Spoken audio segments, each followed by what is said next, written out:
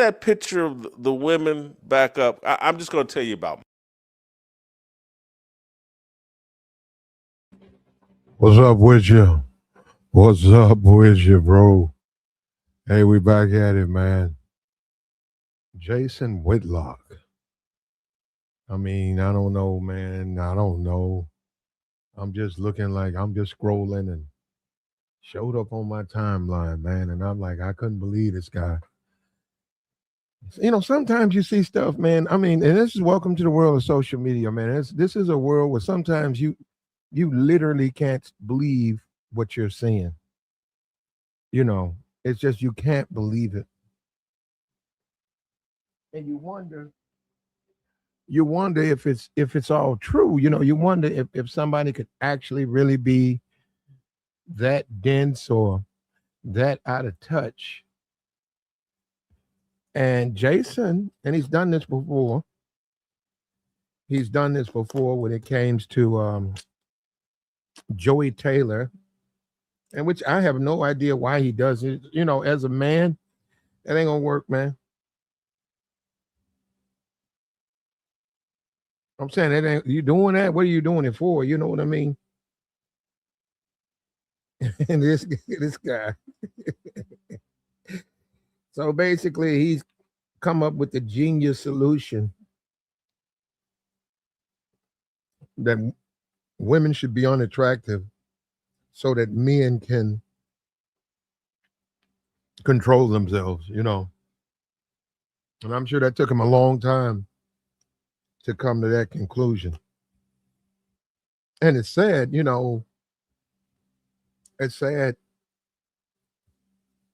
to hear him say something like that, given his position and how long he's been in sports broadcasting. And we know he's a ultra conservative. And once again, another guy who claims that he's a Christian. But some of that philosophy, is so twisted. And I'm looking at his chat box. They're tearing him apart in the chat box. The people on his it's on his page. The people on his page are chiming in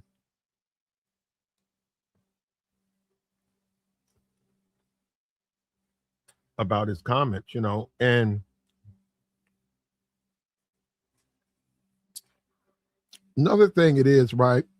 And he probably would disagree with me, but it's a total submission, absolute submission to women. I mean, I know it comes across like, well, it is offensive, right? I know, but I'm just saying, really, as a man, I'm talking about, okay, amongst men, it's a submission. You couldn't praise. I mean, you want to talk about somebody on bending a knee. This is nothing but praise. And this is submission. This man sits there and we're going to read the little comment he said, and tells the world that as a grown adult man, some women, and it's up, I guess it's arbitrary, right? That he finds attractive are so much, he's so defeated. But I'm not talking about someone he's in a relationship with. I'm not talking about someone that he's trying to get to know better. I'm talking about just women at work or women within a group are of such a level to him that it makes him bend his knee and submit and say, hey, I can't take you guys, and you guys need to be look more unattractive. And it's like that. Don't When you say okay, when you say it doesn't make sense, most people it don't make sense, but he said it, and you can't believe it. I said, this guy, wait, bro, what are you doing? What are you saying, man? Come on, man.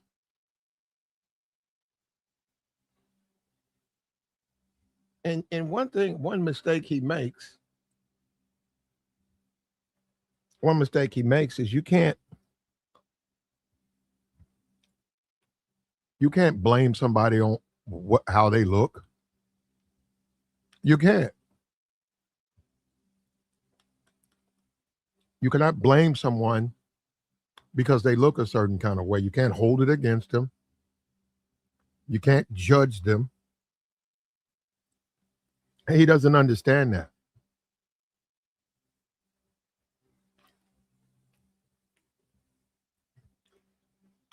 And this is a grown man that's talking, and he's talking like this. This is a conversation you have, with your fifth grader who's just learning about the world and trying to come to an understanding about life. This is the conversation you have with a young person. You cannot blame somebody for what they look like. And we tend to put that on unattractive people, but that actually applies across the board. It applies across the board. Somebody is attractive. Are you going to be prejudiced toward them? Are you going to be mean toward them because they look good? No, what's the difference? And that's what I'm saying. Something as simple as that. What's the difference? So what they look like is irrelevant. So Jalen Hurts, a football player. Jalen Hurts, NFL football player, was announced last year he was getting married. I don't know I believe they are. That's what he said. That was over last year. He has his whole management team is all female, right? His choice to make. Have no idea if he's pushing it. I have no idea if he's making a big deal about it.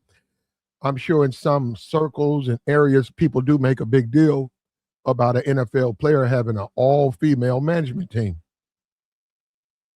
Okay. Jalen Hurts has an all-female management team in some kind of way, which I have no idea. Well, Jason Whitlock accuses the women of being too attractive for him, which has caused for him to have poor play last year, right? And I have no idea how he could come up with that idea in his head that some kind of way what Jalen Hurts does on the field is affected by the appearance of his female team. And he's come out and he said that he cannot work with attractive women like that. And how, as a man, you need discipline. Okay, all of that stuff, right? But still, that blows my mind because I'm like saying, well, what are you to do? Fire them? So you should go up to your female management team and then fire them. And they say, well, we've done everything you asked us to do. Can you tell us why we're being fired? Well, you're too attractive. And we're talking about grown women who with husbands and lives. We're talking about working with someone. You hire someone, she's your lawyer. She happens to be a female. Okay. She handles your affairs, legal affairs. What difference does it make who she's dating or how that's her life. That's her life to live. So why would it matter what she looks like? And like I said, these are conversations. I know, I get it. These are conversations you have with someone that's in the fifth grade, that's on a journey, becoming an adult, understanding differences, understanding how life is. This is a conversation you have with someone that young. This is a grown man talking like that. And we got the video of him saying this stuff. We got the video of him saying this stuff. And I don't know if I have the whole thing. I might have a shorter version. But on this video, he's making comments about this man's female staff that I feel are inappropriate, man. I feel they've done nothing to him to make comments about their appearance. Now, hold on, because now we get into a whole different subject matter, right? Because there's nothing wrong with making comments about someone's appearance, right? No. But what I'm trying to say is the point you're making has something to do with that. The management of Jalen Hurts has nothing to do with the way those women look. Nothing. That makes no sense. And that also goes into how can you control how they look? I mean, they look like they look, right? So if she whatever, hey, why not? You probably good. Probably needs the money. Needs to work. Good opportunity. Good experience. Good place to network. You're a young NFL quarterback. I think you just got the max deal. You starting for a football team. Whatever position they assume is good opportunity for them. So unless they're doing bad at the job, why should they be fired or removed? And that's the I didn't get that part because he's saying they're too attractive, therefore a distraction, which makes no sense. But this is what he's come to in his mind, and he couldn't do it. In some kind of way, he's blaming them for his poor quarterback play. And I don't even, I mean, and people saying, what about the coach? What about the coach? What about Jalen himself? What about Jalen himself? But some kind of way, it's not Jalen. It's not the coach. It's not the quarterback's coach. It's not the Eagles. It's not the defenses he's playing. It's not the adjustments of the other teams and the coaches that are paid on those other teams to stop Jalen from being successful. It's none of those things. It's his all-female management group, and it's some kind of way he's distracted because in Jason's opinion, they're attractive women. And I don't understand it because I mean I'm not Jalen Hurts. I can't see the world through his point of view. But I have a hard time believing that his female management crew are the only attractive women that he sees in his life. He has to go to the game. You got a whole group. I don't know the Eagles, but I know there's a collection of cheerleaders right there on the sideline. You have attractive women in the stands. He has his teammates within the locker room going in, going out. They bring attractive women inside the locker room, right amongst them. So why would he care about his feet? That's what I'm saying. Just when you think about it, what is this guy saying? And what kind of conversation for a grown man should we be having? Now check this out. Here's a video. Like the stream, man. Here we go. Fair use, fair use. Can we put that picture of the women back up? I'm just going to tell you about me. I can't speak for Jalen Hurts. I can't speak for all men. But when I'm surrounded by a group of women that look like that, my brain starts malfunctioning. And I start thinking about silly things that are unrelated to business. Chantel Romaine would just have my mind off in crazy places. Rachel Everett. Nicole Lynn. The whole group of them. Chantel's at the top of the food chain there, but I could not properly focus. I wouldn't be in the right mindset if I'm on the phone and this is the group of people that I'm. This is sad too, man. You know what's sad about that is objectifying. There in the world we live in, we live in the world of social media, man. I mean, whether you like it or not, we live in the world of social media. You got Instagram, you got OnlyFans. They're making so much money over there; it's ridiculous. You have dating apps.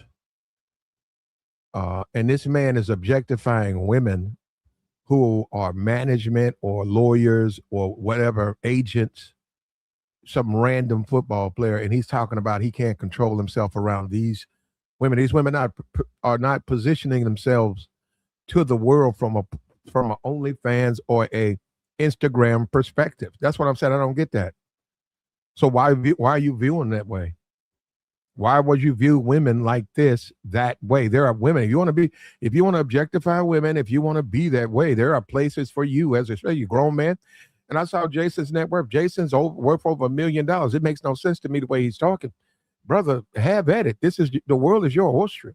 You're over $1 million. There are plenty of places you can go and you can objectify and you can engage in and it's all willing and it's all mutual, and you'll get what you're looking for. But why would you want to try to do that on women who are not presenting themselves or not open to that type of attraction?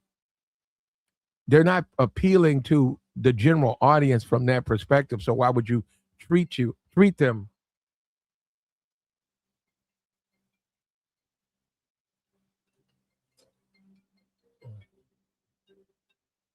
So why would you treat them that way? And that's what is blowing my mind. I mean, Jalen Hurts has a management team. It's all female. Okay. To then turn around like baseball cards and start talking about these women. These are lawyers. These are professionals. They're not to be their judgment of them now would be just like judgment if he felt they were unattractive. What's the difference? What's the difference? If he felt these were unattractive women and he was judging them, what would be the difference? Yeah, he is just another simp. Just another simp. And it shows you the desperation out there. Like I said, Jason Whitlock's worth over $1 million. He's a grown man. You know, he should go out and he should indulge in the normal activities of a person his age and of what he wants. Says he's in the church. There are plenty of mates in the church. Why doesn't he pursue the church? That's stupid, though. I don't know if he got ahead of himself. I don't know what his point was, but he sits back and he's talking about Jalen Hurts can't play well because he's around attractive women. I mean, he's a football player, and a lot of that stuff is not even on the field. You're talking about stuff that whatever he's doing with them, and I don't know, but I'm sure whatever it's probably a lot of the stuff's over the phone. They handle his business affairs. They book his flights. They handle all this stuff. Probably a lot of that stuff's not even one-on-one. Yet some kind of way he wants to, and in a lot of ways, this is him trying to blame women because Jalen, in his opinion, hasn't been playing well. And this is the first time I've seen this type of take. First time I've seen anybody blame a quarterback's management, his management team for his poor play. Not him, not the team, not the defenses of the other team, but somehow his management, and just so happens this management team, and by Jason's comments, Jason's all attractive women. So therefore, because they're attractive women, they should some kind of way be punished. So, because what you're saying is they can't, if they're influencing him in a negative way, you're saying they can't do their jobs. You're saying essentially because they're women, they cannot do their job.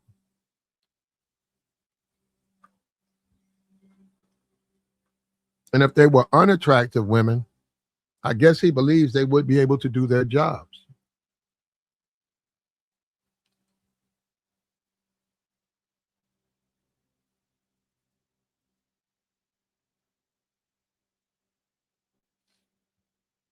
So he just should get an escort and be done with it. I think so. I think so.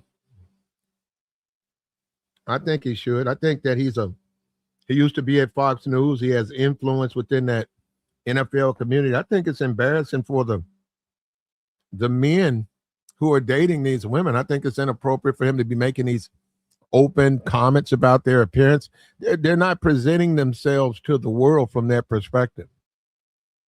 They're not presenting themselves to the world in the same way that an OnlyFans or an Instagram model is presenting themselves. They're not presenting themselves like that.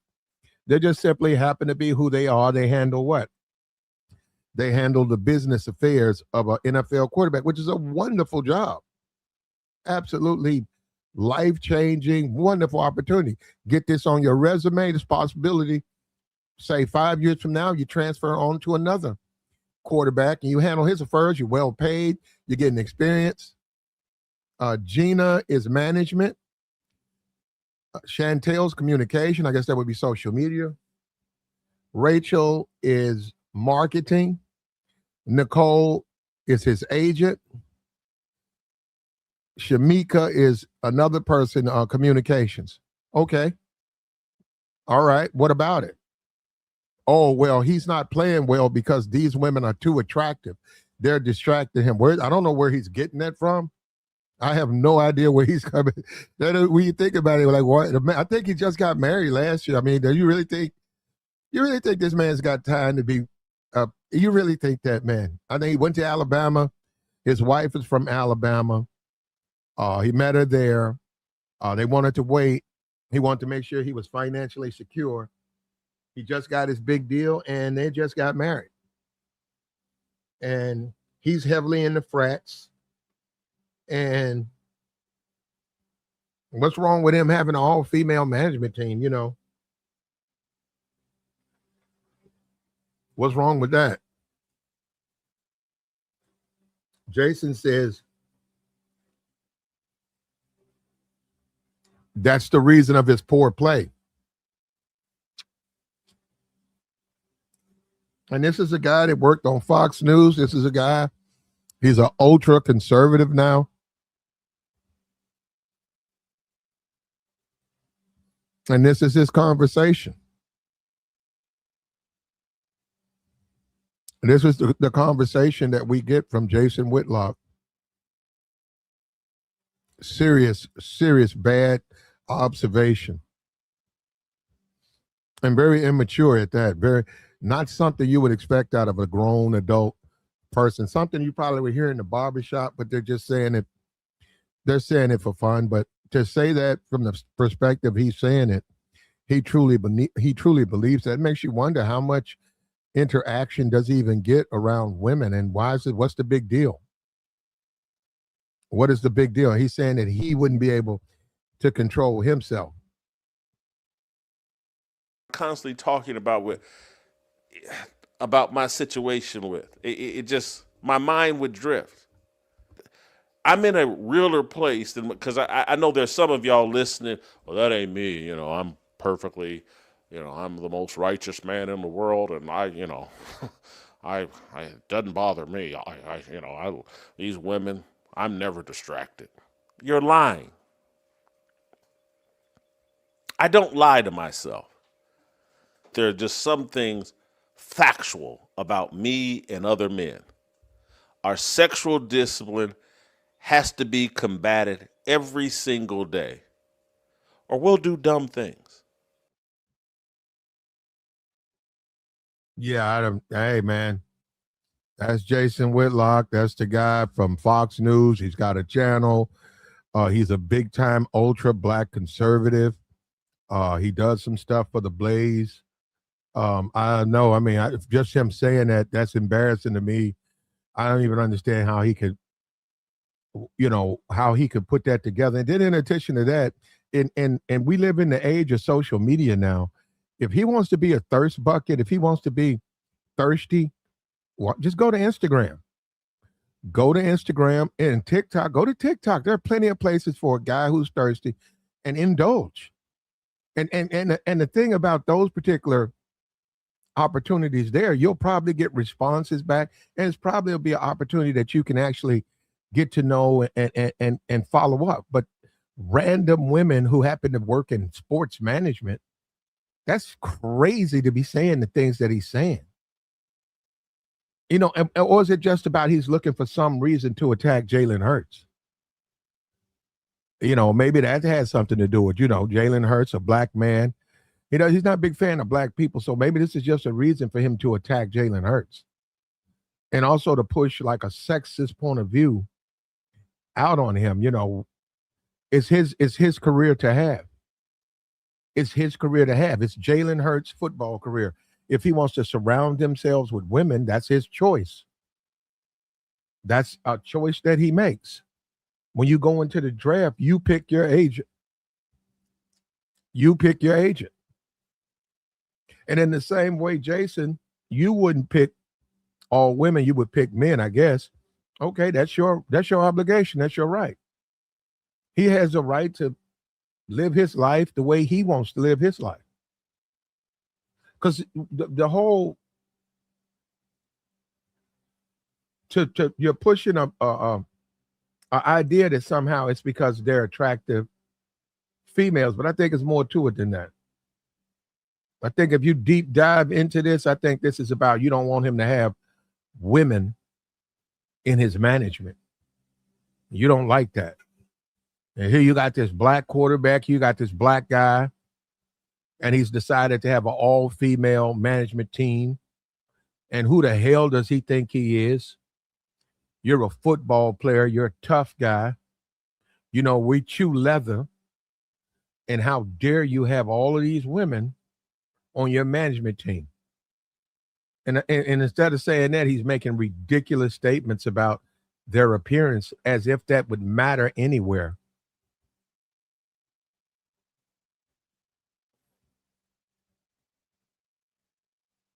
He's an ultra conservative. That's Jason Whitlock. He's an ultra conservative. He's an extremist. His points of view are very extreme. And he's supposed to be a Christian conservative, and within the sphere of Christianity, you're not supposed to be judging people. And it's not just because people do good or bad things. You're not supposed to look at someone and cast a judgment on that person because they look, which is normally is apply. It's mostly it's applicable to unattractive people. So because someone is unattractive, you make a judgment call, which you're not supposed to do. But some kind of way, lost in the sauce, attractive people, you're not supposed to judge them either. You're supposed to give people a chance, and then you can establish how their character, how they are, and how they behave in their characters. But we see clearly he doesn't believe in that. And he's basically going on his sexual attraction to these women. That's some kind of way that's supposed to have something to do with them. And then we go down that rabbit hole because of what you just, that's a rabbit hole right there. Just because you find a woman attractive, she shouldn't have to change anything she's doing. Because you're trying to justify your behavior. You're saying because you find her attractive, fill in the blanks.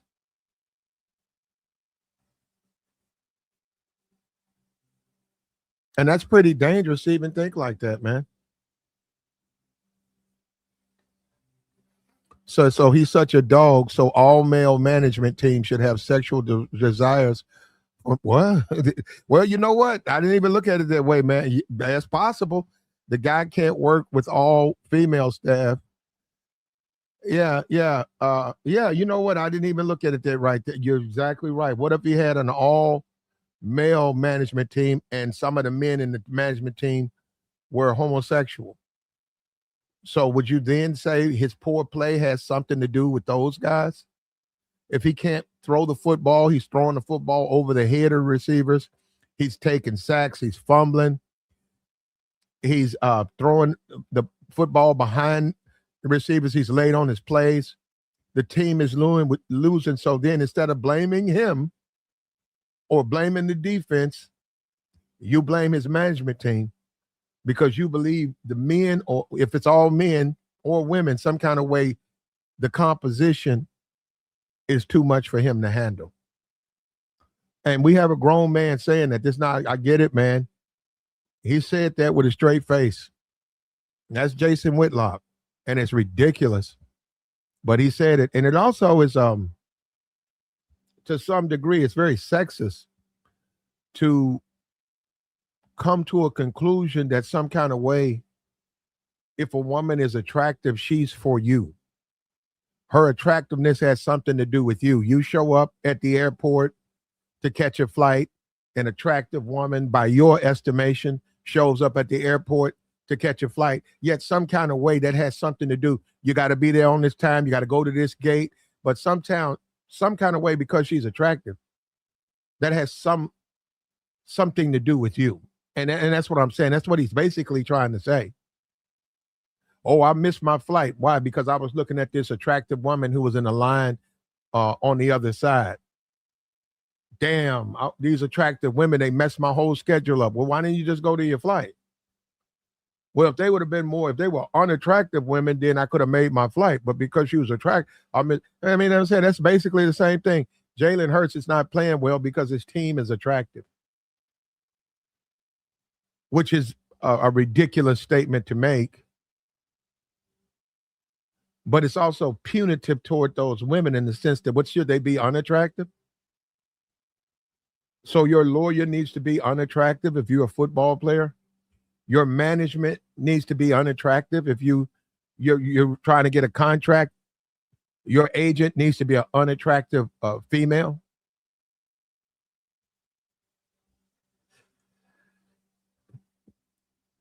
Yeah, isn't that something, man? And he should have learned that as a kid, man. If maybe he'd be in a better place in his life if he had learned that as a kid. You don't judge people by their looks, and that applies to attractive people too. I don't know why. And I admit that. No, I admit that somewhere in our society we get it. We get it. We're very judgmental. I didn't say we weren't. I did not say we were not a judge. We do not cast judgment on each other. I didn't say that. Right. But the point is, you can't, if someone is attractive, you can't say, well, this person is attractive, so I'm not going to hire them to do this job I need them to do. Oh, this person is ugly, so I'm not going to hire them to do the job. The whole point is they do the job. And that's what the point is. Do they do the job? And we see in many cases, and that's the crazy thing about it, in many cases, the people are, well, we're not going to go down that rabbit hole, huh? Do you want me to go down that rabbit hole? We don't want to go down that rabbit hole. We don't want to say that in some cases the women are unattractive and they can do the job, and the women are attractive and they can't do the job. But this has nothing to do with his management, man. This is a way for him to try to blame the fact or bring attention to the fact that he has all female management team. Which, in my opinion, why would it even matter? I don't know who. Let's look at the. Let's look at the Pittsburgh Steelers. You had Aaron Rodgers. Now they said that then somebody got Kirk Cousins. Let's go with Aaron Rodgers and Kirk Cousins. I have no idea who the head of marketing is for those. I don't know. Man, woman, I don't know. They're agents. I don't know who their agents are. So then, would you then turn around and say because they played bad on the field, that is the fault of the management of those men? And I'm saying, where's he getting that from with Jalen Hurts?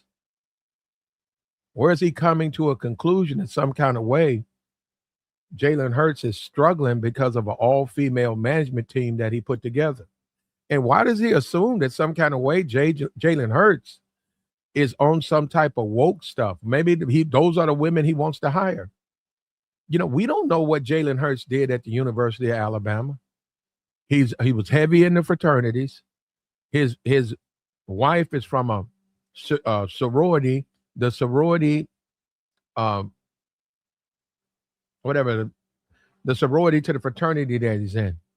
That's where he met her. They do a lot of stuff together. They've been together for 8 years. They just got married last year based on his finances. Why would you assess that some kind of way this man has some reason to hire his management team? His management team are a collection of managers for him. He says black women do that all the time. They hate attractive men. Yeah, you got to help me out on that one, brother.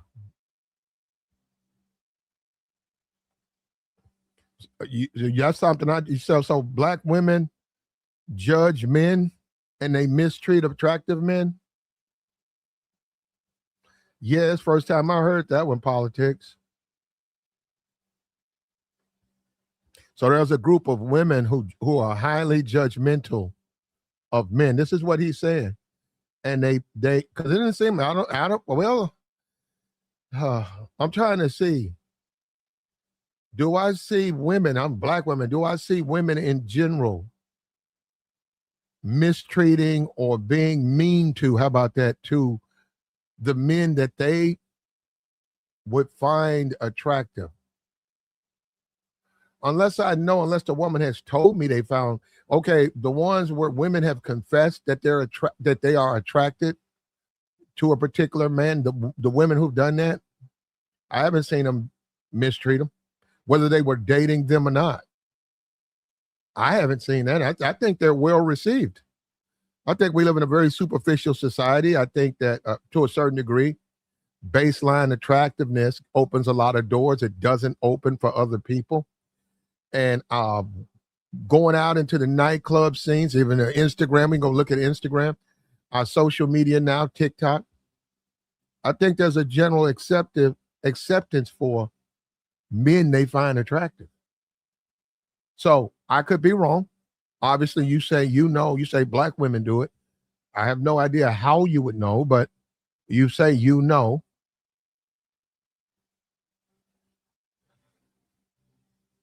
I find it hard to I don't know. I mean, I don't understand the that concept. And Jalen Hurts can have an all-female management team if that's what he wants. I don't even think that affects a man's career. I mean, obviously, your agent has to be competent. Most of the contracts are already structured a certain kind of way. I mean, you would have to literally be a horrific agent to mess up a contract. I think Lamar Jackson's mother, Lamar Jackson's mother negotiated his deal. His multi-million-dollar, I think he was the highest paid football player. It was negotiated by his mom. And most of the contracts, like I said, it's pretty much set in place with increases here, increases there, certain things you get. But it's going to be within the same, just like Lamar Jackson's contract is available. I don't know about the public, but it's available to the other agents. And they can go through that contract and they can see the differences and they can make adjustments for their the men that they represent. So beyond that, why would it matter if she's a woman or not? The same thing for all the other positions. And that's probably social media, all that market and stuff. That probably handles all his social media accounts, arranges his charity events, arranges his opportunities that he gets into when he travels. Perhaps there's a school that they would like for him to visit. Perhaps there's a place they would like him to go. You know, I've been to the mall and there was a football player. Didn't even know. I had to go in there and shop. And there was a football player. There was two men beside him. I don't know if it's agents, but he was right there and he would sign autographs. And then it was like another sports show. There was a sports shop that was a little down. It wasn't right by him, but he was right where you can see him coming in the door. And he promised that if you got a football, he'd sign that football for you.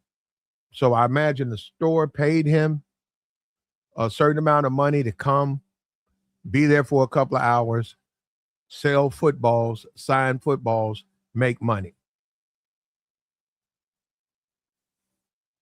So I imagine that's how that went.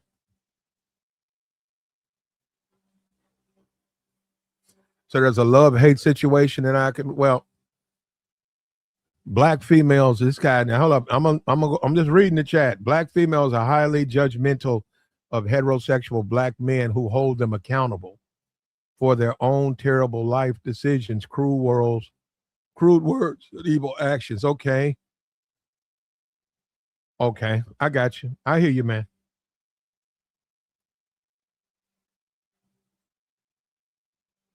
I hear you. Anyhow, Jason Whitlock has decided to take an opportunity and speak about the facial beauty of the women who comprise Jalen Hurts'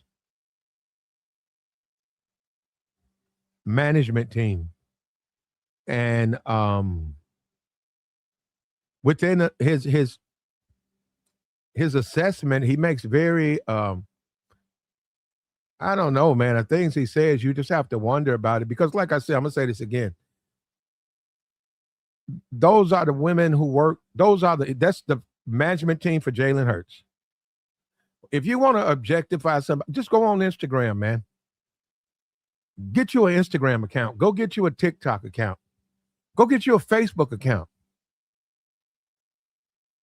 There are women posting photos they want you to like.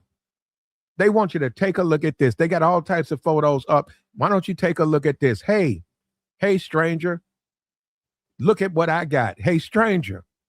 Hey, strange man on the internet. Look at what I look like in this dress. Look at what I look like when I pick this up. Look at what I look like when I do this. Oh, by the way, I got an OnlyFans. Oh, by the way, I have another social media app where we can get to talk to each other. It'll cost you $10 a minute to chat. For you want to do a FaceTime, that's $50 a minute. $50 a minute. Where's your credit card at? Jason's got plenty of money. He's got plenty of money. So, and that's what I don't get. He's a smart guy. Why would you sit around objectifying women who are not presenting themselves to you in that manner? You know what I'm saying? They're not trying to present themselves in that manner. You know what I mean? So why would you objectify them? Why would you be talking about their appearance? What does it sort of irrelevant? They're there to do a job. And that's why I give Jalen Hurts the benefit of the doubt. He keeps saying that. That ain't got nothing to do with that man. Jalen Hurts is not a thirst bucket. He's not a thirst bucket. He's not overly consumed with the appearance of the women that's in his inner circle or in his life. The man just got married. You would think that he would be spending his time dealing with his wife. I mean, he met her at Alabama. They've been together for what, 8 years. They put off marriage.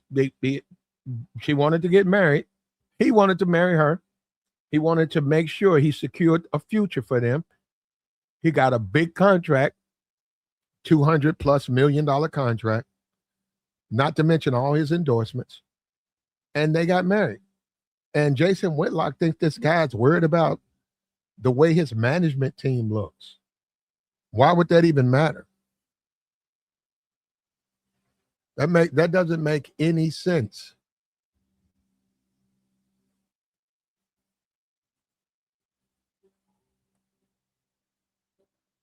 Says many black women tend to overlook unattractive black men, okay, by their assessments while unfairly judging attractive ones. You're losing me on this, brother.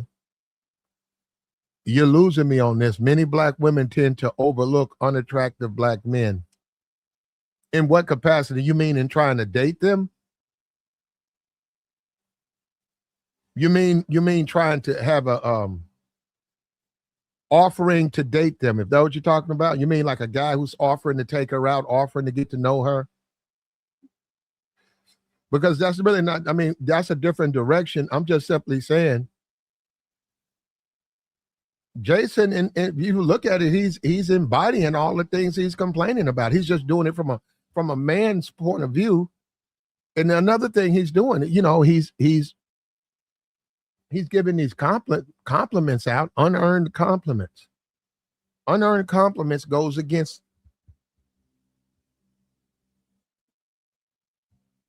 the code of masculinity.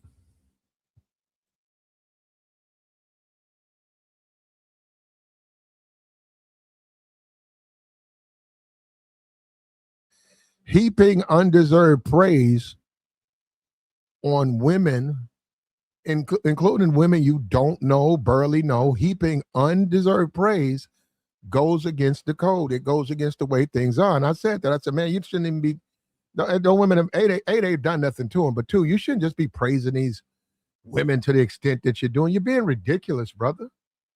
Brother, you look pathetic. That's not going to work. That's a way for him to try to open up the door. That makes you look pathetic. Incel, you think he's an incel?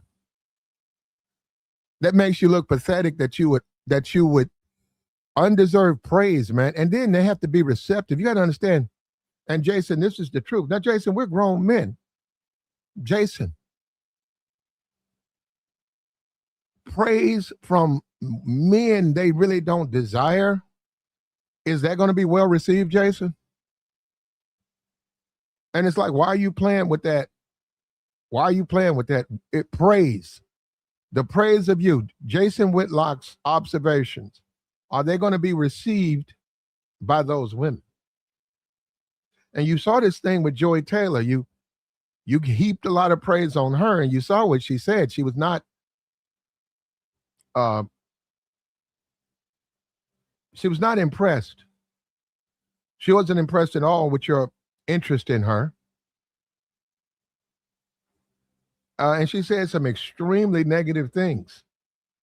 But once again, it was undeserved praise. It was like, why are you talking about her like that? Do you know her like that? Why are you talking about the way she looks?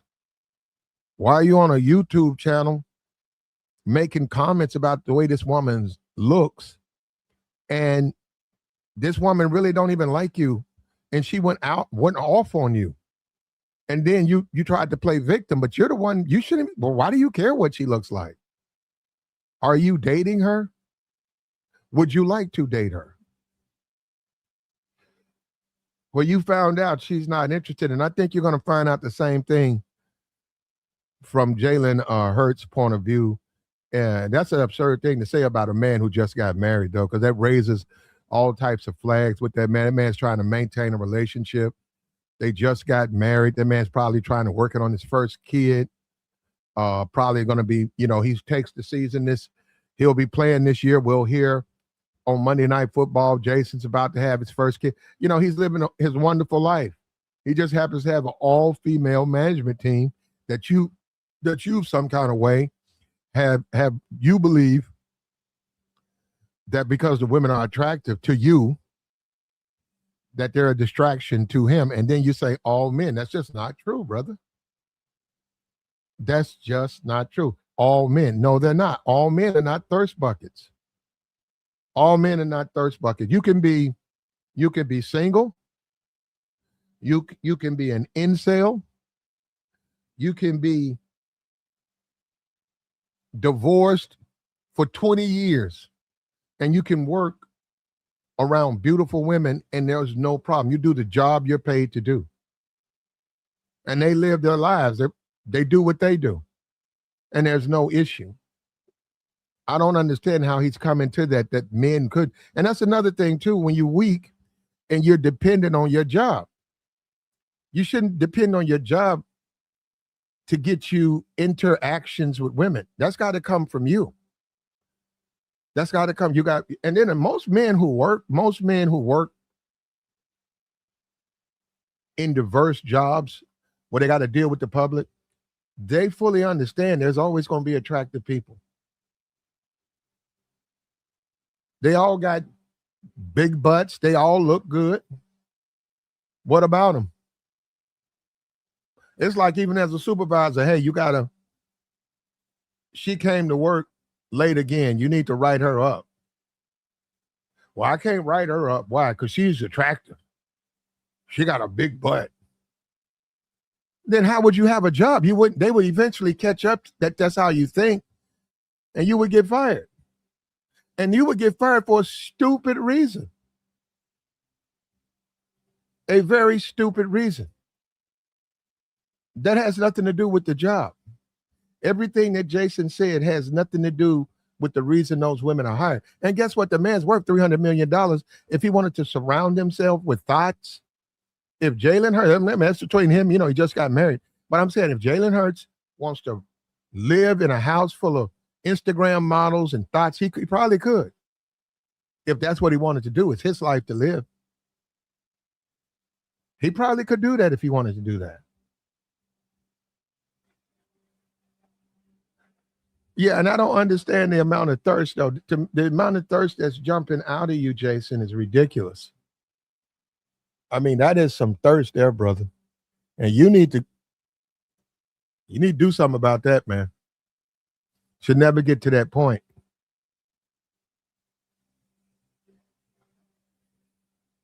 Just some men, yep, you're right. Some men. I've seen men, I've seen that situation. But still, it comes down to judgment. And you can't judge someone by their appearance.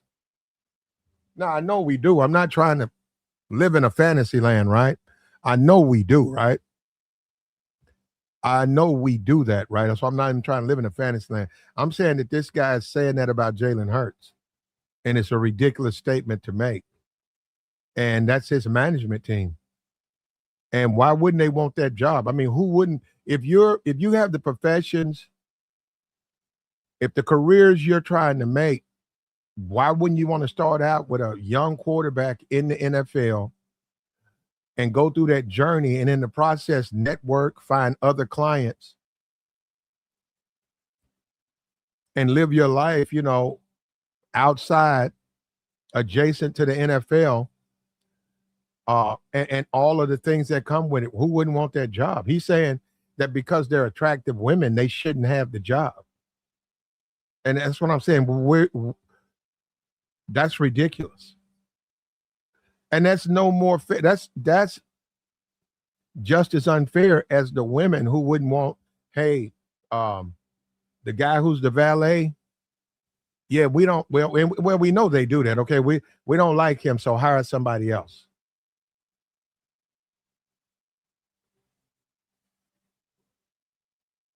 We know they do that.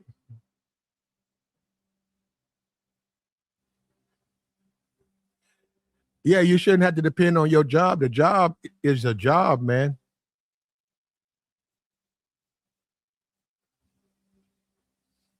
A job is a job.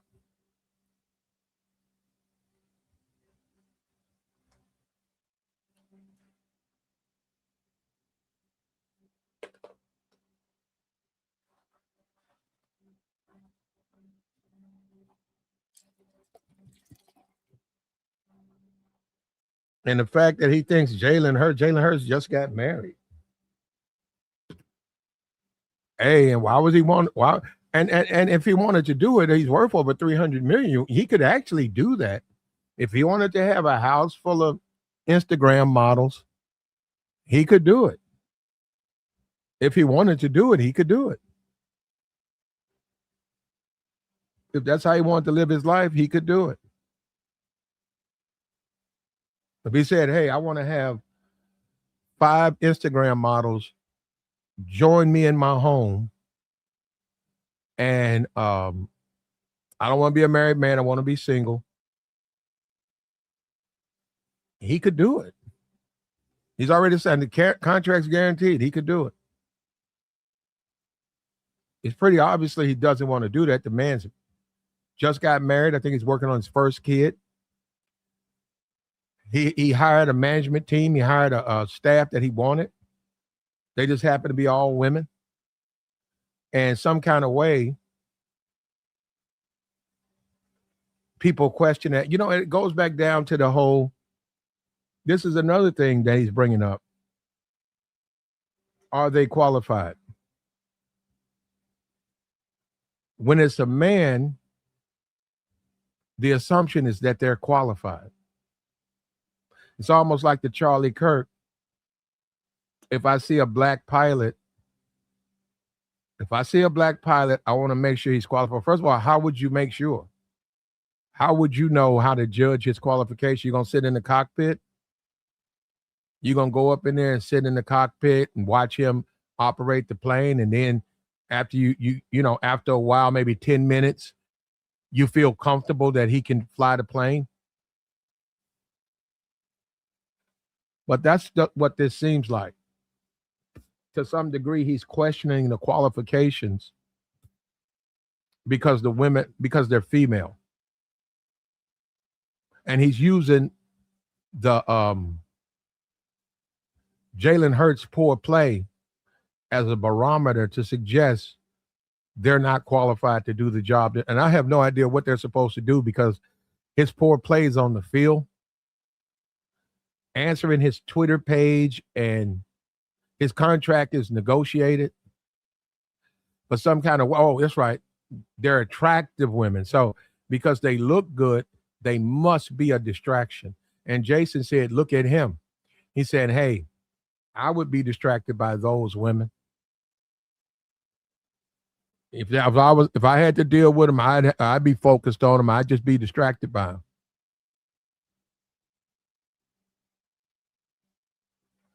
And we know that's a ridiculous thing to say. But fair use. Can we put that picture of the women back up? I'm just going to tell you about me. I can't speak for Jalen Hurts. I can't speak for all men. But when I'm surrounded by a group of women that look like that, my brain starts malfunctioning. And I start thinking about silly things that are unrelated to business. I mean, Chantel Romaine would just have my mind off in crazy places. Rachel Everett, Nicole Lynn, the whole group of them.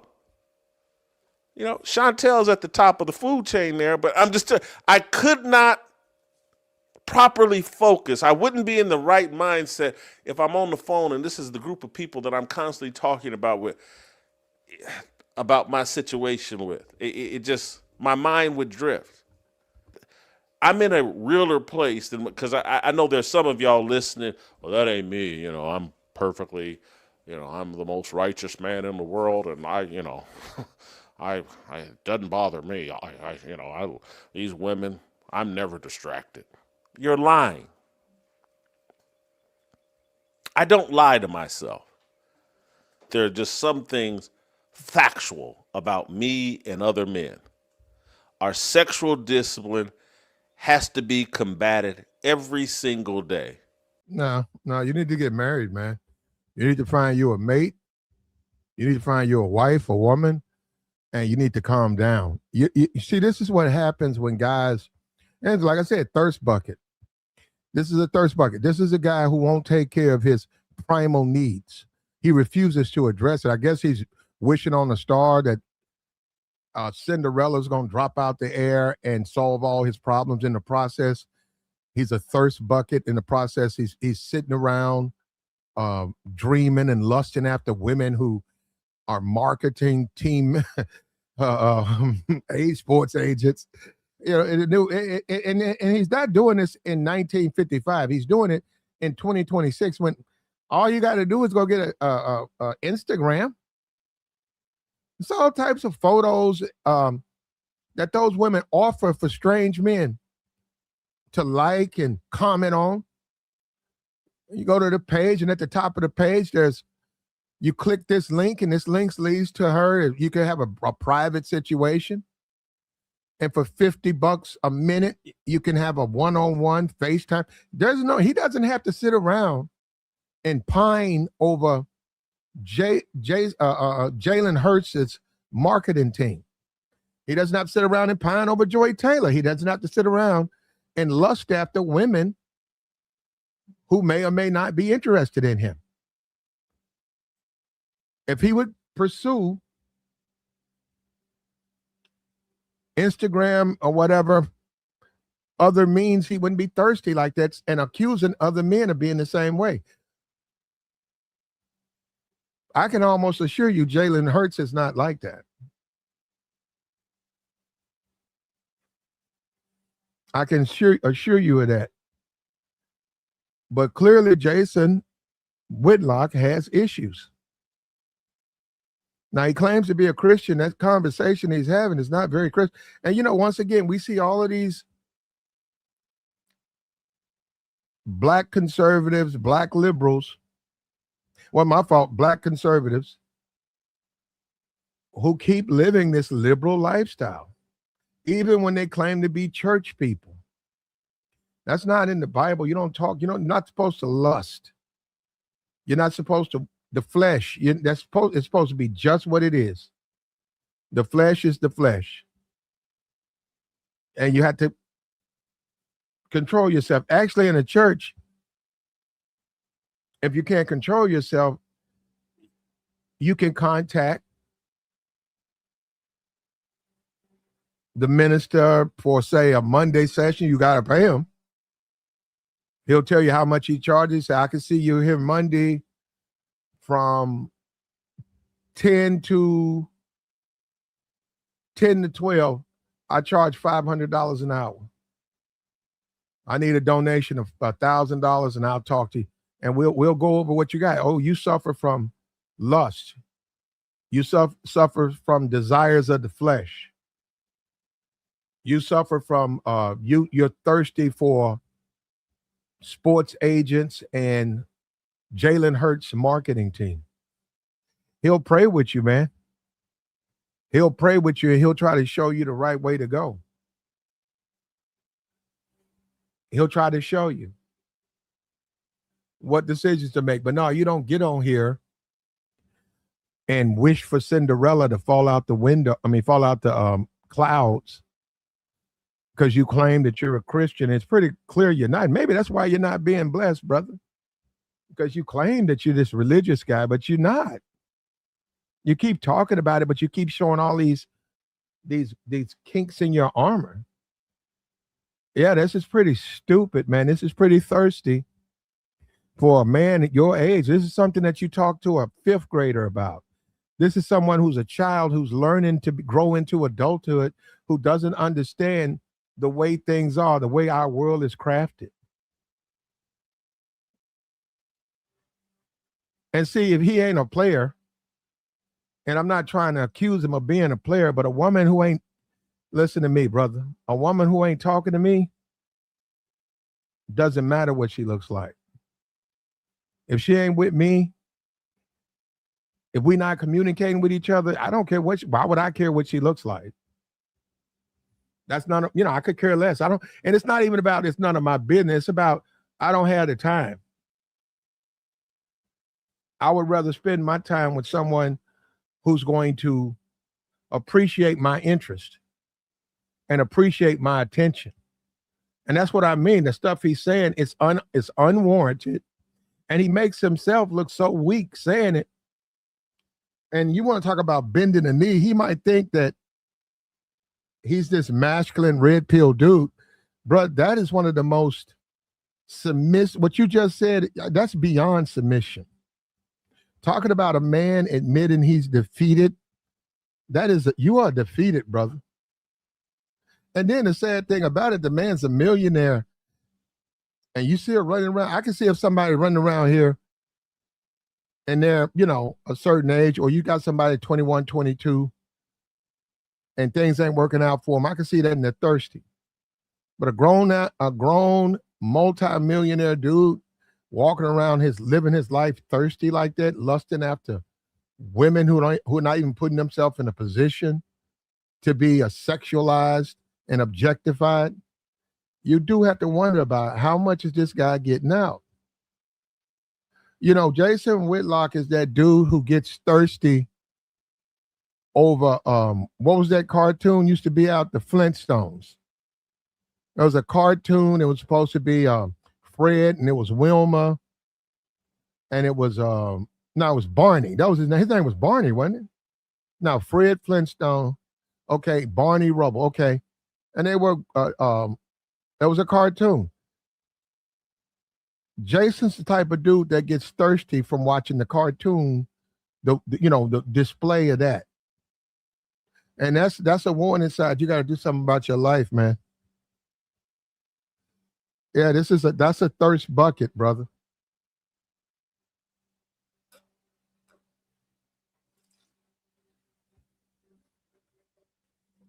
That's flat out being a thirst bucket. 100%.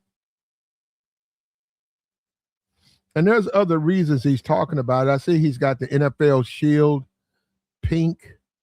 And maybe he said it was he's trying to find a way to question the qualifications of the women that work for Jason, but he doesn't know how.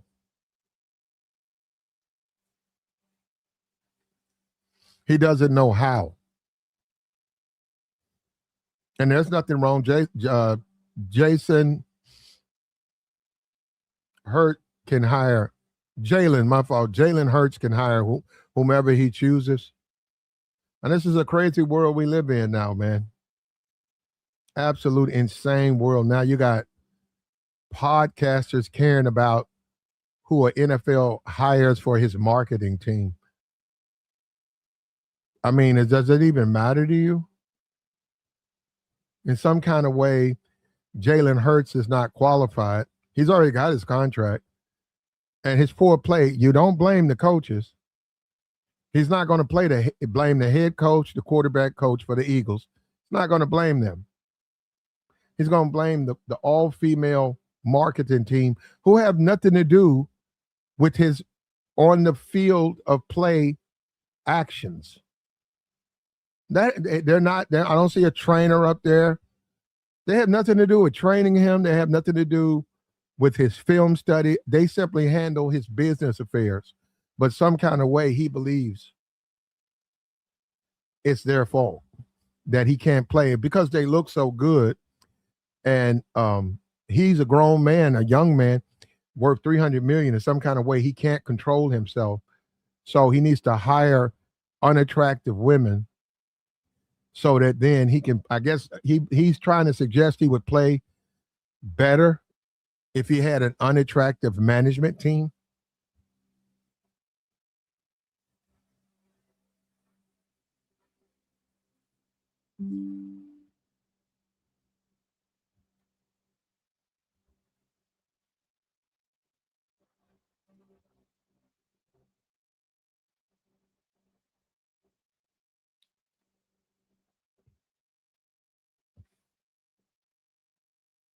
Yes, and that's the thing about red pill. When you don't understand it, right? You don't know how to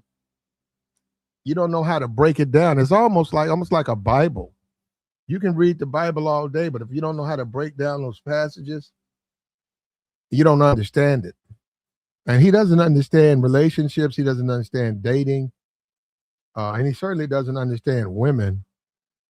And he's a very popular guy. I think he's got 2 million subs. Former Fox News sports host, controversial, ultra conservative. And for whatever reason, I think that's just common sense, making these offensive comments toward those women. And another thing you have to be careful of when you do that. So you have to respect that woman. He don't know what those women are doing, man. He don't know who those women are dating. He doesn't know them to be talking about them like that. You don't go out and lust after a female that you don't know who this woman is. You don't know what this woman's doing. He has no concept of who those women are dating. Yet he's making lustful comments as if talking about he couldn't control. I wouldn't be able to control myself around them. And that speaks, it is so much wrong with that.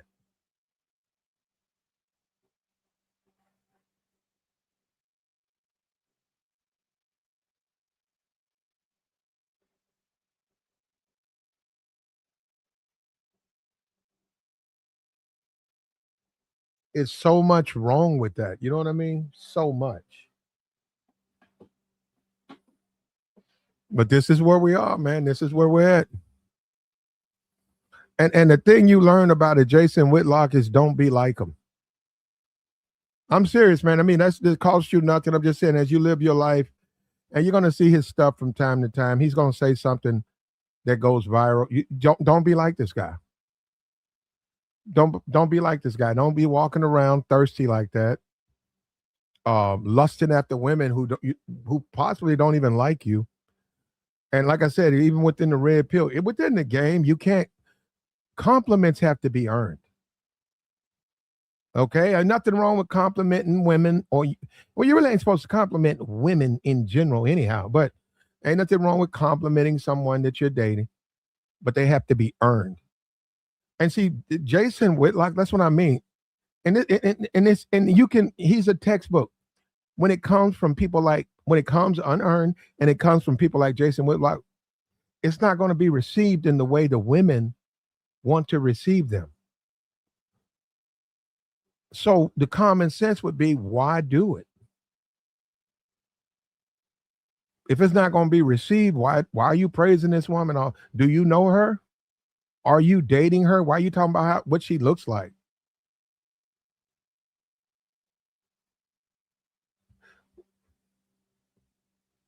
So right there, it's a violation of that. Just in that. That's weak, Jason. Jason, you don't give unearned compliments. And then you really shouldn't even be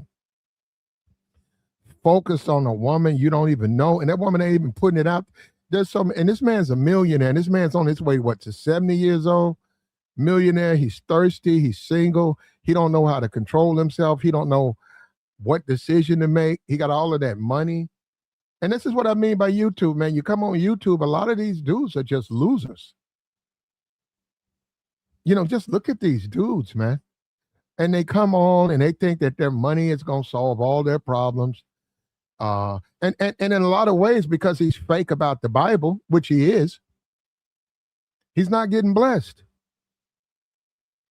And he's supposed to be turned over to that lustful spirit. That's punishment for not following the word. If you know it, that's one thing. If you know it and don't follow it, that it's in the Bible. That makes it even worse. It's one thing to be blind to it, ignorant to the word. You make mistakes. That's not good. You're a sinner, but you don't know better. That's not good, but that is the way you sin. That's acceptable. You're a sinner and you know better. That's a special place in hell for people like that.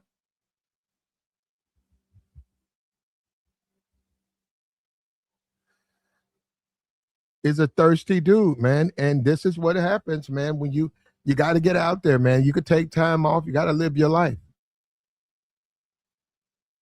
And you can't sit around worrying and whining about women who they don't find you attractive, so you move on. And I think a lot of dudes, especially a lot of incels, they burn through a lot of their lives thirsting after a woman who does not share the attraction. Don't mean she's bad. Don't mean the guy is bad. It's just that you have to move on. And then you understand, what is all these unearned compliments? Say, yeah, I get that, man. But why are you praising these birds like that, man? What's wrong with you? I see her. Hey, bro, I see her. You talking about the one in the white? I see her. What you mean all of this extra stuff about that's the most beautiful? Come on, hey, man. Now you going too far now.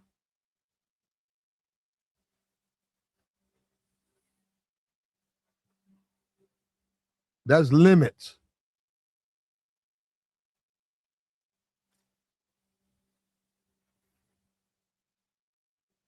There are limits to our patience. And that's crazy though, man. Just think about a guy like Jalen Hurts. You're a young man out of Alabama, won a couple of national championships. You got a news reporter, a sports reporter that's thirsting after your management team and using that as a way to attack you on the football field. And thinking that that's a good idea. Yeah, that's wild, man. That's wild. He's coming off terrible, man, and he's not really people are not really surprised.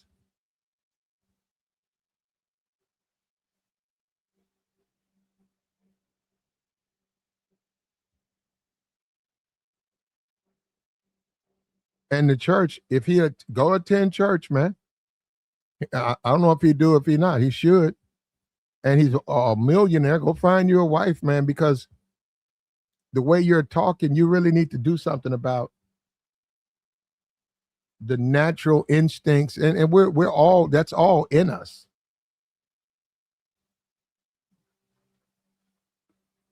Instinctively, we're all wired a certain kind of way. He don't go to strip clubs. See, that's another thing. He used to go to the strip clubs. He don't go to those no more.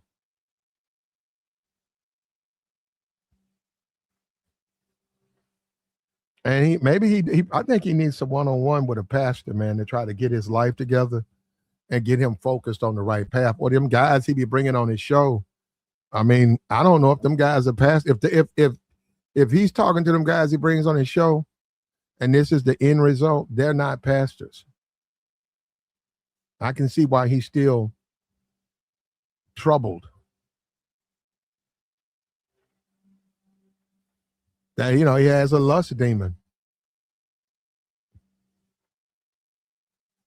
And just off of that, he's making a lot of bad decisions. And to a certain degree, you're right. You put jealousy on there. There's a lot of jealousy of Jalen Hurts. He sees a young black kid living his best life, young black kid that's not going through the troubles he's going through. Young black kid married his college sweetheart, surrounding himself with beautiful women, and he looks at himself, man, and the jealousy pops out. The anger, the jealousy, the rage, the feeling of betrayal by the faith that he chose. He feels that. He feels like, why not? Why me? Why am I not living the life of a Jalen Hurts? Look at me.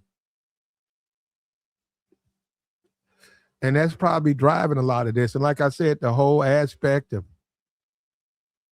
attractive women, yet those women are not attractive to him. They're not attractive.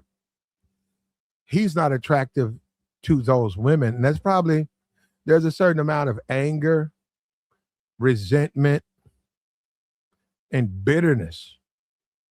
And you know, and the funny thing about Jason Whitlock, this is the crazy thing.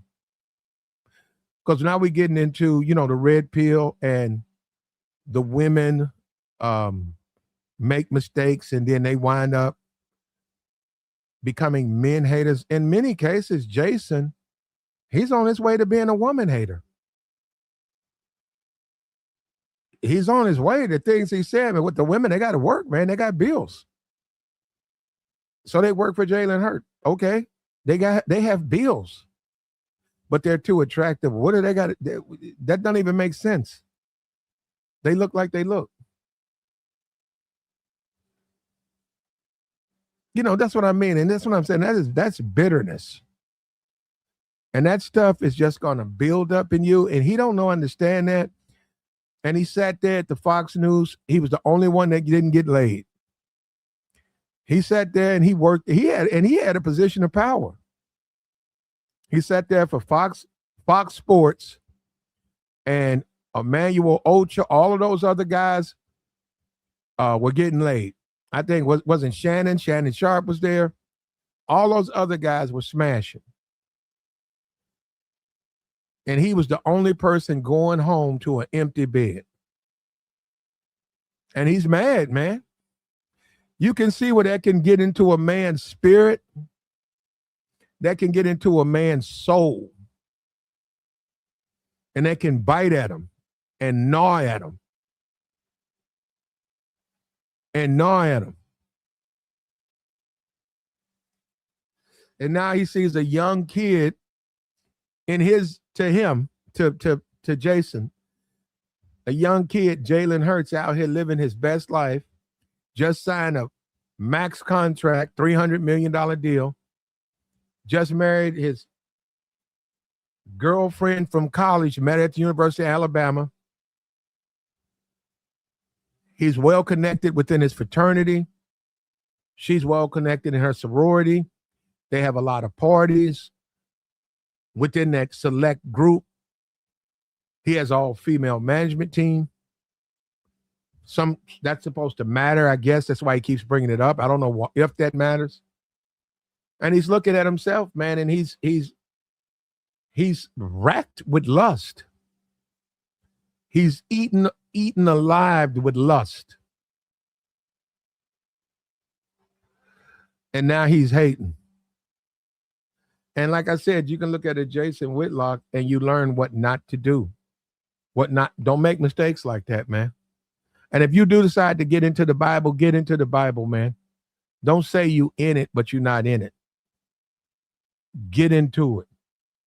And real talk, there are pastors out there who can lead you down the right path. And some churches, depends on the church, they'll do a little matchmaking. Some churches, if you go to your pastor and tell him you ate to the bone with lust and you're bitter and you're finding yourself having a hard time dealing with women, period, He'll pray. He'll pray with you. He'll try to deliver you, but then he'll look around and say, Sister Mary's husband passed away a year ago. Let me see if I can do something. Let me match these people up.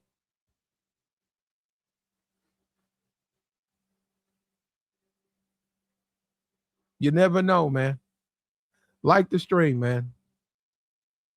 Support the platform. We want to get into Jason. We're trying to catch up.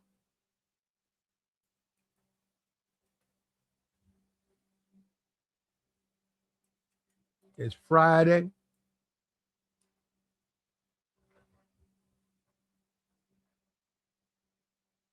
What are you into?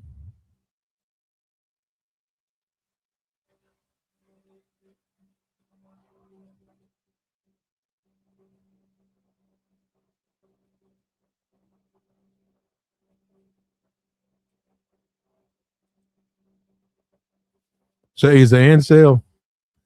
Yeah, I don't know. I mean, well, that is part of being an incel, wanting women who don't want you, or which you know. And actually, if you're actually trying to date, that's a bad decision to date women who don't want you. Because why are you dating them? And you say, well, it could lead to something. Okay, enjoy. It probably won't, but if they don't want you, you probably they that don't mean nothing. They just don't want you. Just like there are a lot of women you don't want.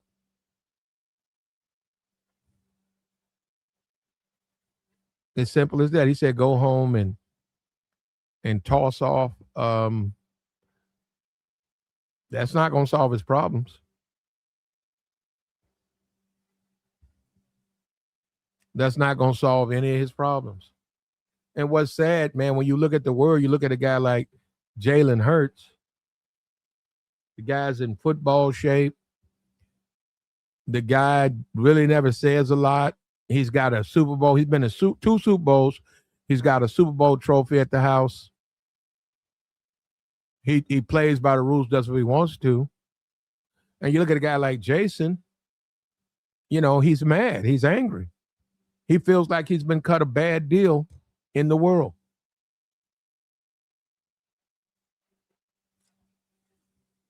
And we got pastors like Jason. Let me tell you something. We got dudes who get locked up. There are dudes out here. They get locked up in jail. And while they're in jail for 3-4 years, man, all they do is study the Bible. That's all they do. I mean, you got to remember this. They're in jail. They're in jail. What is? They're not going to let them do anything else. They don't have to study biblical stuff, but I'm saying that's all they're pretty much going to do. They'll sit in that jailhouse for 3 years reading that Bible. They'll read that Bible once, twice, 3 times. And they'll come out of that jailhouse speaking in scriptures. Now, have they changed? No. But they know the word, and they use that to manipulate other people. So pastors like that, when I look at Jason Whitlock and I see him bringing up the biblical and stuff, but you have to practice that stuff, man. You have to practice that faith. You got to put that in practice. And if you put that in practice, you don't sit around and lust after women, like just lust on women. That's nothing biblical about that. You don't look at a woman and then you draw her in the sense you and her in bed. That ain't how, not from a biblical standpoint. That's the whole point of understanding the word. It prevents you and it stops you before you even go down that rabbit hole. That's what I'm saying. And we keep seeing this. We see this with all of these fake conservatives. They're basically liberals. They certainly live like liberals. They behave like liberals, but they claim to be conservatives. And now they're claiming to be a conservative Christian. This guy's a goddamn liberal. And we see Nick Cannon has pulled that video down. He let Amber Rose act the fool. And she got something going on with her. It's deeper than that. There's a racial thing with her. It's deeper than that.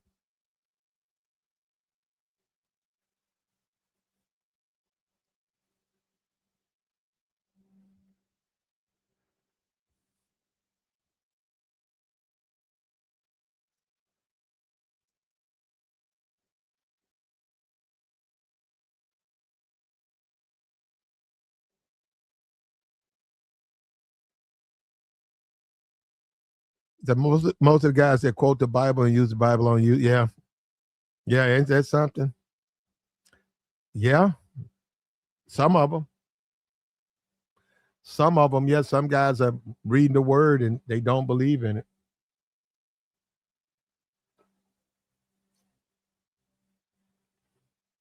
And this reminds me of they only question the qualifications of black people. So because Jalen Hurts has an all-female management team, some kind of way they're not able to do the job. Well, what about Aaron Rodgers? What about his management team? What about Dak Prescott? What about Kyler Murray's? What about all of these NFL quarterbacks? They have a management team. They have an agent. Lamar Jackson's mother is his agent.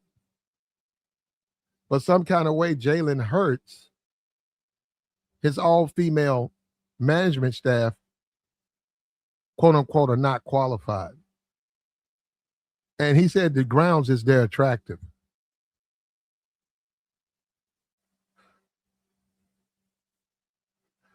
Which I mean, you got to go talk to him about that. I have no idea what that means.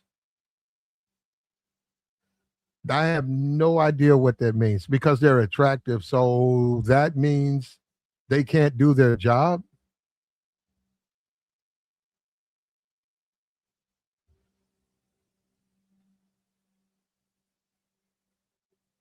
So if I get on a plane and I see a attractive pilot, attractive female pilot, that means she can't fly the plane?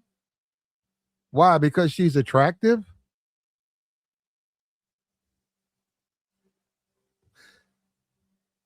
So if I get on the plane and the stewardess is ugly, does that mean she can't hand me a Coke and peanuts? And the thing about, like I said, this is a young man's conversation. The thing about, he's too old to even be thinking like this. He's too old to even be talking like this. He's too the conversation just it just a dumb conversation.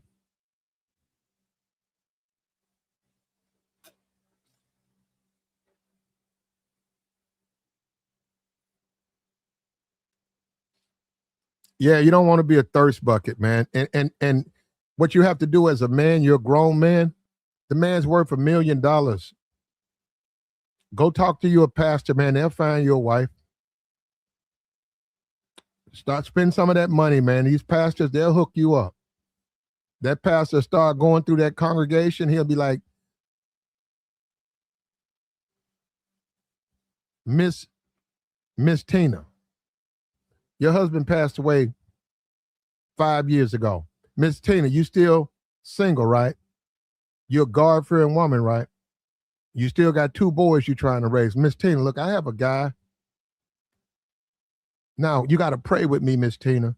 You got to pray with me. Hold my hand, Miss Tina. Hold my hand. I have a man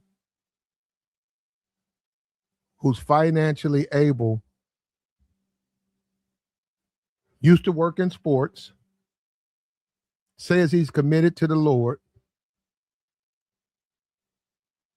and I want to bring him to you.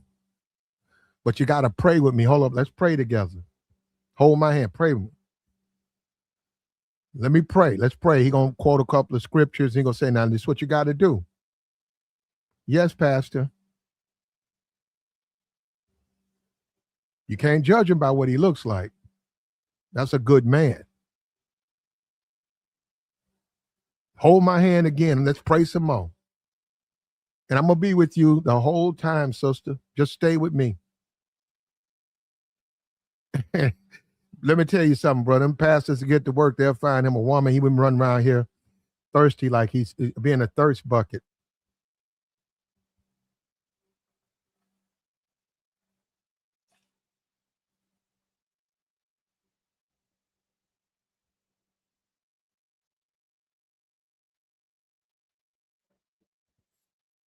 Sounds like it. So he peaked at 13. But then a lot of times it's an interpretation. He's trying to make a red pill assessment.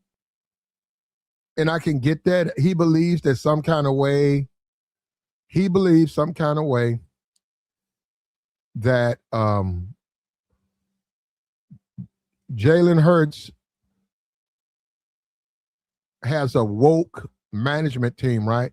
But I don't know what he's going by because he can't, other than them being women, the only thing he can come up with is they look good. He's using that as some type of grounds to judge them. But these other men out there like that, man. That's why as a man, you got to get your stuff together, man. You do not want to be lumped into that same group of Jason Whitlock. Because a lot of times, because we're men, right? A lot of us are men, but a lot of times women will falsely claim all men, but they're talking about a particular type of man. You don't want to get lumped into that group, man, because that group he's in is ridiculous, man. I mean, you're almost reduced to looking at the Flintstones. You know, you so thirsty for women that you're looking at the Flintstones because you can't control yourself.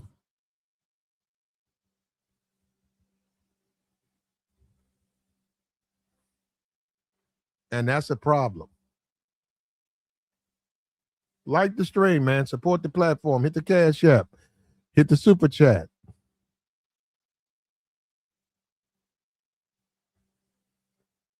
We got the join link posted, man. We'll take your thoughts.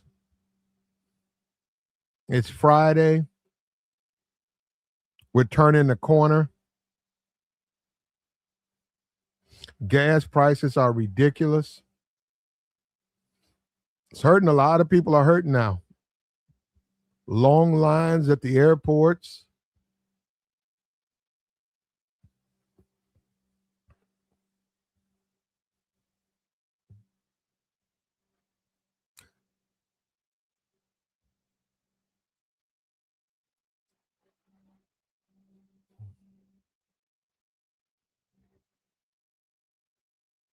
He said Tiana Trump is single now. Okay. Okay. Okay. Tiana Trump's single. What's up with you, Joey? What up, Platt? What's up? Ain't Jason a church boy though, Platt? He says he is. He should have been married. What's the holdup? No, now I don't know. He could be though. He's established. He's older, and he's a millionaire. He's a millionaire. I don't know. Yeah, it's like to me that if that's what he wanted, he would try to. It would probably take effort, but it would take. He could get that done. Yeah, but it just seemed like he keeps lusting over the women that's not in his realm. I don't understand this guy. Like, then he act like he can't control himself. Like, it's giving weirdo vibes, Platt. And I don't understand why these guys thinking that sound cool. Him, Cam, it's somebody else that says, "Oh, I can't work around attractive women. I just can't." Like, you can't control yourself, bro. Like, you can't conduct yourself as especially when you handling business and you around attractive women. You can't conduct yourself. It sounds weird. But Joey, what I don't understand is, okay, there she is. She's extremely attractive. You're very attracted to her, right? Mm-hmm. You're around her. You work with her. You see her all the time. Mm-hmm. You also see her when she leaves, goes with her man, living her life. Mm-hmm. Work with her. You work with other women. She does. You know, you have to get that report. She hands the report. You're attracted to her. I don't get where he's getting this. Why would it matter if you're attracted to her? That's what I'm saying. Okay, yeah, she's attractive. Why would that matter? It's like, man, hey, if she's ugly, you got to go get the report, right? Okay, so but she's pretty. So what difference does it make? You She's still got not to with, conduct yourself. at the end of the day, she's not with you. So that's the thing that's important, right? So she's not with you. She's with somebody else, or maybe she's single. But the thing about it is to judge her, and this is what people and a lot of people have lost. If you would say, man, that chick is ugly, I don't like her, I got to go pick the report up from her, and I don't like her, that's judgment, right? Yeah. But then to say that she's pretty and you want to pick the report up, but because she's pretty, she needs to or has to date you. And when she says she's not interested, that's what I'm saying. It's ridiculous, man. Because why does she have to? I can see you making a play, but why does she have to date you? He got that porn scene mentality, Platt. Like most of these guys think like, oh, you work in the office, or it's like playing a scene, and they just think like, oh, well, she gonna give me some cutties. We gonna, you know what I'm saying, play out a scene. Like it don't work that way, good brother. It doesn't. It's okay. You're not an attractive man, and that's okay. But at the same time, you there to handle business. And my thing is, you can't control yourself. Like, and to be honest though, Platt, and I don't want to sound nothing like that, but it is kind of sounding predatory. Like, damn, bro, you can't control your hormones at the age you is to work around attractive women. You ain't never in your life been around attractive women. You ain't never dealt with attractive women, which we understand, because when you was up there talking about whoever her name is, talking about milk chocolate boobies and all that, like, come on, bro. It just give out 40-year-old virgin vibes. That's all I'm saying. Like, come on, Whitlock. Like, you ain't never touched nothing. But see, as a man, though, it is his responsibility to take care of his needs. He's a grown man. It's not to sit there in the wings and stay single all through your you know, like from 30 to 60, you stay single because you have some belief that Cinderella is going to be dropped into your lap out of the clouds. You're a grown man. If you desire women to the point where it's becoming problematic, you need to solve your problems. Oh, well, none of the women that I asked to go out with me would go out with me. Well, then you need to leave them alone. Stop thinking about them. Stop thinking about not having them. Well, I don't want to do that. Well, then why don't you need to spend some of that money? For you, it's going to be a different path. No, you can't do like other men. You're going to have to spend money. You have to give them some money so that you can get a piece of a relationship, and maybe you won't be so damn thirsty. But what woman would take him serious, Platt, if he even talking the way he talking? Like, she gonna look at him crazy. Like, look at this weirdo. He don't even know how to conduct himself around other women. So why should I take this dude serious? Same thing with Cam. Like, dudes, what are y'all talking about? Y'all can't just understand women. Well, I don't know about marrying Cam, but I don't know why a woman would want to marry him. But well, he ain't getting married. He said he ain't getting married. Well, I don't even know why a woman would want to marry him. He's got 8 baby mamas and a bunch of kids, and he's out of the NFL. Yeah, he's a thirst bucket. Oh no, you know what we say, like, you ain't a real one until you turn down some of JJ, bro. And you're right, but I'm saying Cam's a thirst bucket. Man, look, women know who thirst. Look, man, you ain't lying. Look, if you out here really, I'm talking about you dating for marriage, you dating in a serious way, you trying to get to know this person. They know the difference between a man like that and a thirst bucket. Now, that's fine, you're a thirst bucket, but the thing about it, you need to find you a woman. That's the worst thing you could be, is a thirst bucket with no woman. You could be a thirst bucket, you got a whole bunch of women. Yup. And you could be an attractive dude, yeah, quote unquote, what the woman calls, and still be a thirsty nigga. If you're going to be a single man, like they say, if you're going to be an incel, don't be a thirst bucket. Just be an incel. Simple as that. Because they don't work. That's what he was saying. The predatory, that's why it don't work. Because then you give off uncomfortable. Women start to feel uncomfortable around you.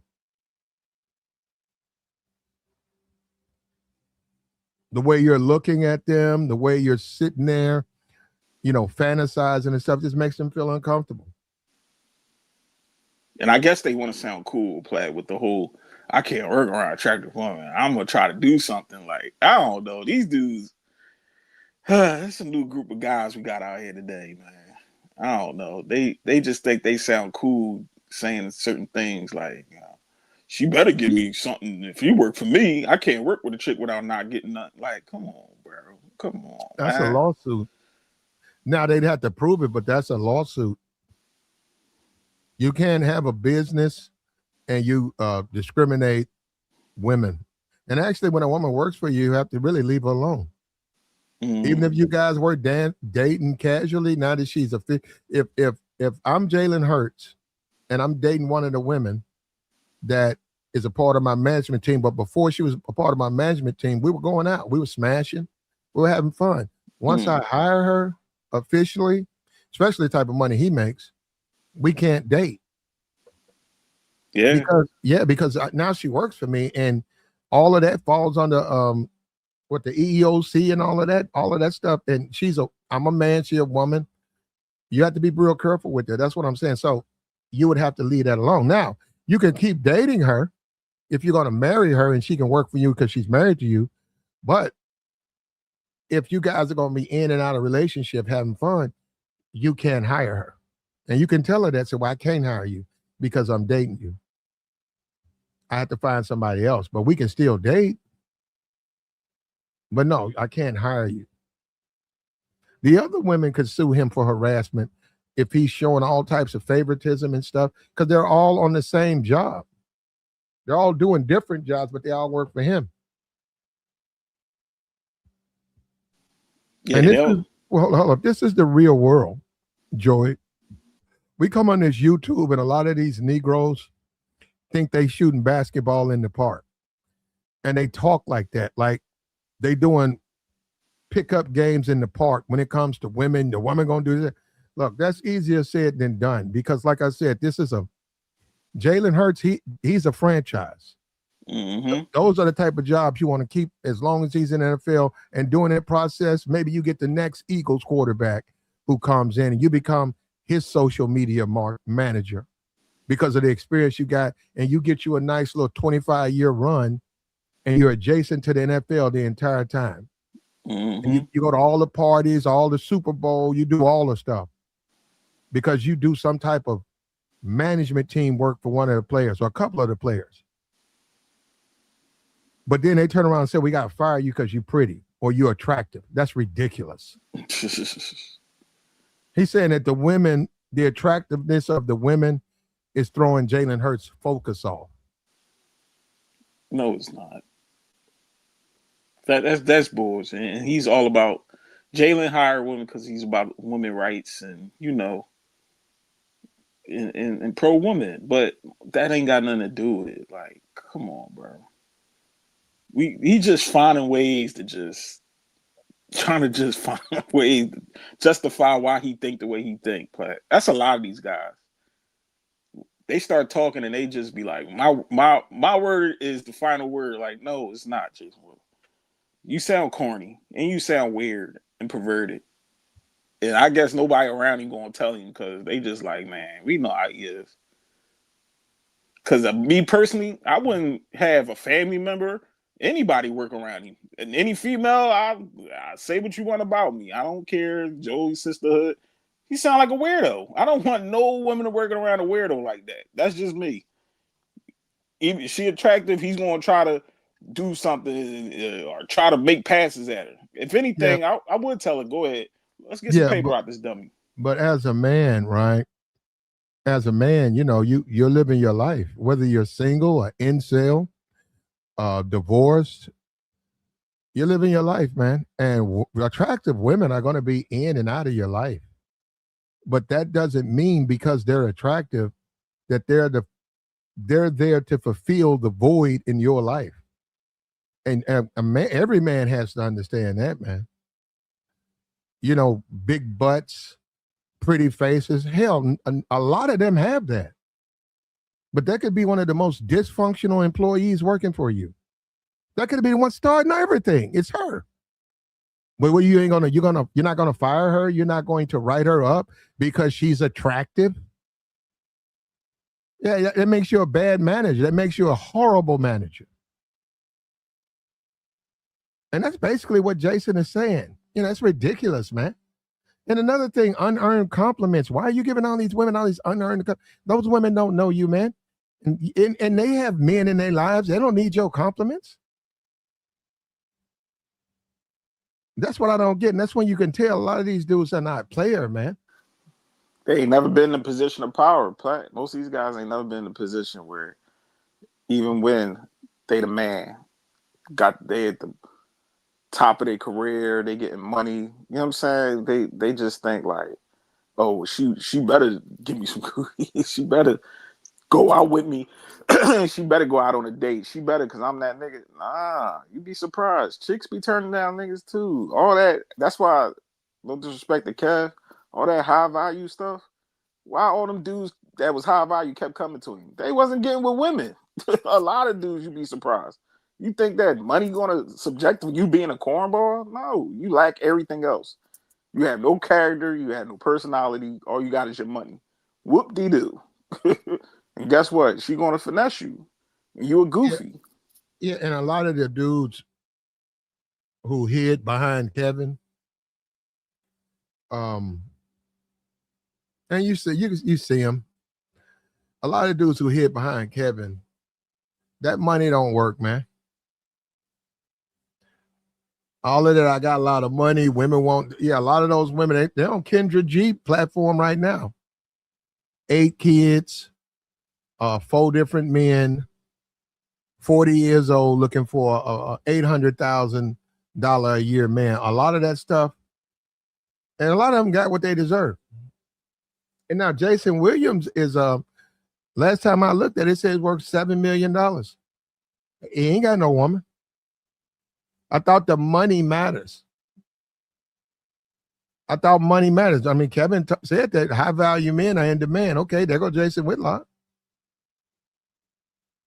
Why is he thirsty for women that management team of Jalen Hurts? When all you gotta do is go on Instagram. There's plenty of women his age, whenever, however he wants. Plenty of women on Instagram, TikTok. Plenty of women on TikTok. Don't they have what they got? A Facebook singles. Yep. They got all the social media. Instagram got a singles. I know. I just seen. I seen Facebook for what I heard. I ain't on there, but yeah, they got like a little singles thing. And they got something for guys that they can verify themselves, the guys that make good money and they trying to find a woman or whatever. I forgot what dating site it is, but it's a site for that. But they verify their income and the type of woman they want, and they go in there and do their thing. But still, I don't know. I thought getting money, you being a high value man, the world is your oyster, but I guess not. Well, it's never been like that though. Even when Kevin put that out, it wasn't like that. It's never been like that. I mean, yeah, you got money for them to take, but what's more valuable, his money or desire? That's the most important. If that woman desires you, that's worth way more than money. Giving her money and stuff, okay, that's cool. Considering, I mean, the woman would be like, okay, compared to all these other dudes, this guy, they all pretty much the same, but this guy, he does a lot for me financially and stuff. But the men I'm dating are all pretty much the same. So yeah, you might stand out like that. But the one she desires, who doesn't give her hardly anything, she's gonna go with her heart. Her heart desires him, not you. And it goes against a lot of people's ego. They don't want to hear that. And a lot of these dudes was getting their head blown up because they was thinking because they got some bread, women want them. And a lot of these dudes, I saw them back doing Kevin. I saw them. They still single. But I saw them walking around with their heads in there. Oh, man, I'm a high value man. And It did work. But then Here, again, you know, people want to hear what they want to hear, man. They don't want to hear the truth. Well, hold up, Joey. Hold up. We got Truth Teller. Go ahead, Truth. what up, Truth?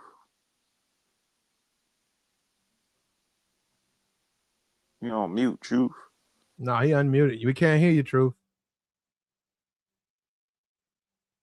Something going on with your mic, Truth. We can't hear you.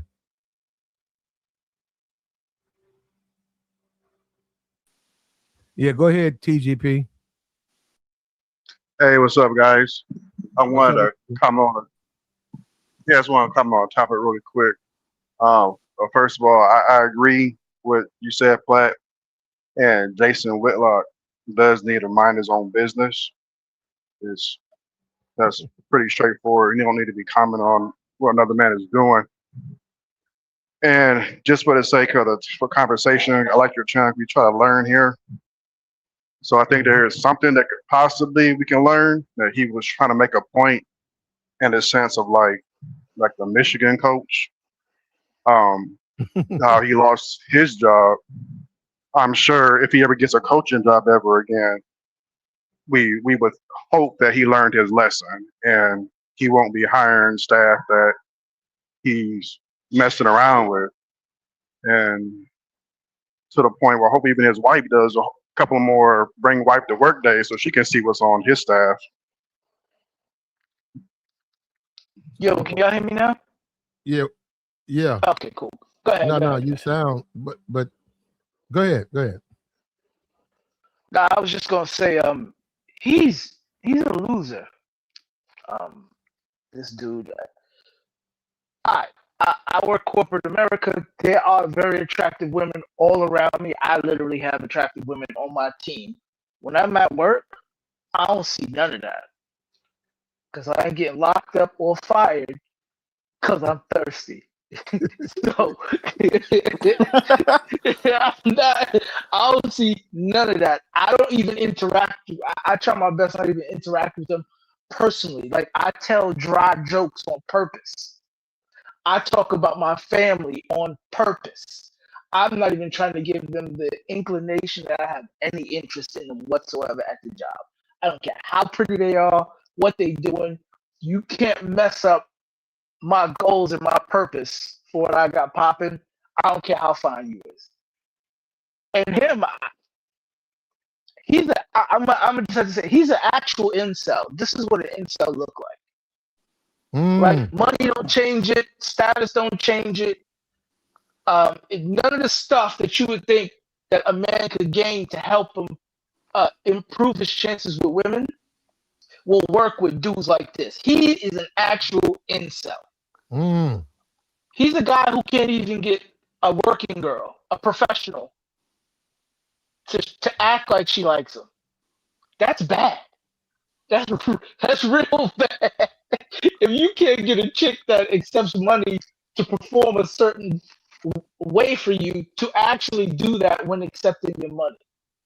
And I don't even know why he's talking. He's too old not to be married.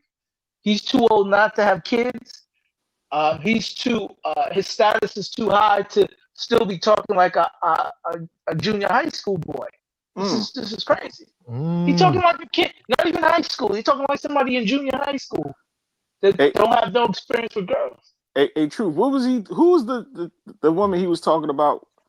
Talking about the caramel skin and boobies and all. I forgot. Who was he talking about? I forgot who he's talking about. I do remember that. Joy Taylor. Oh, Joy Taylor. It was Joy.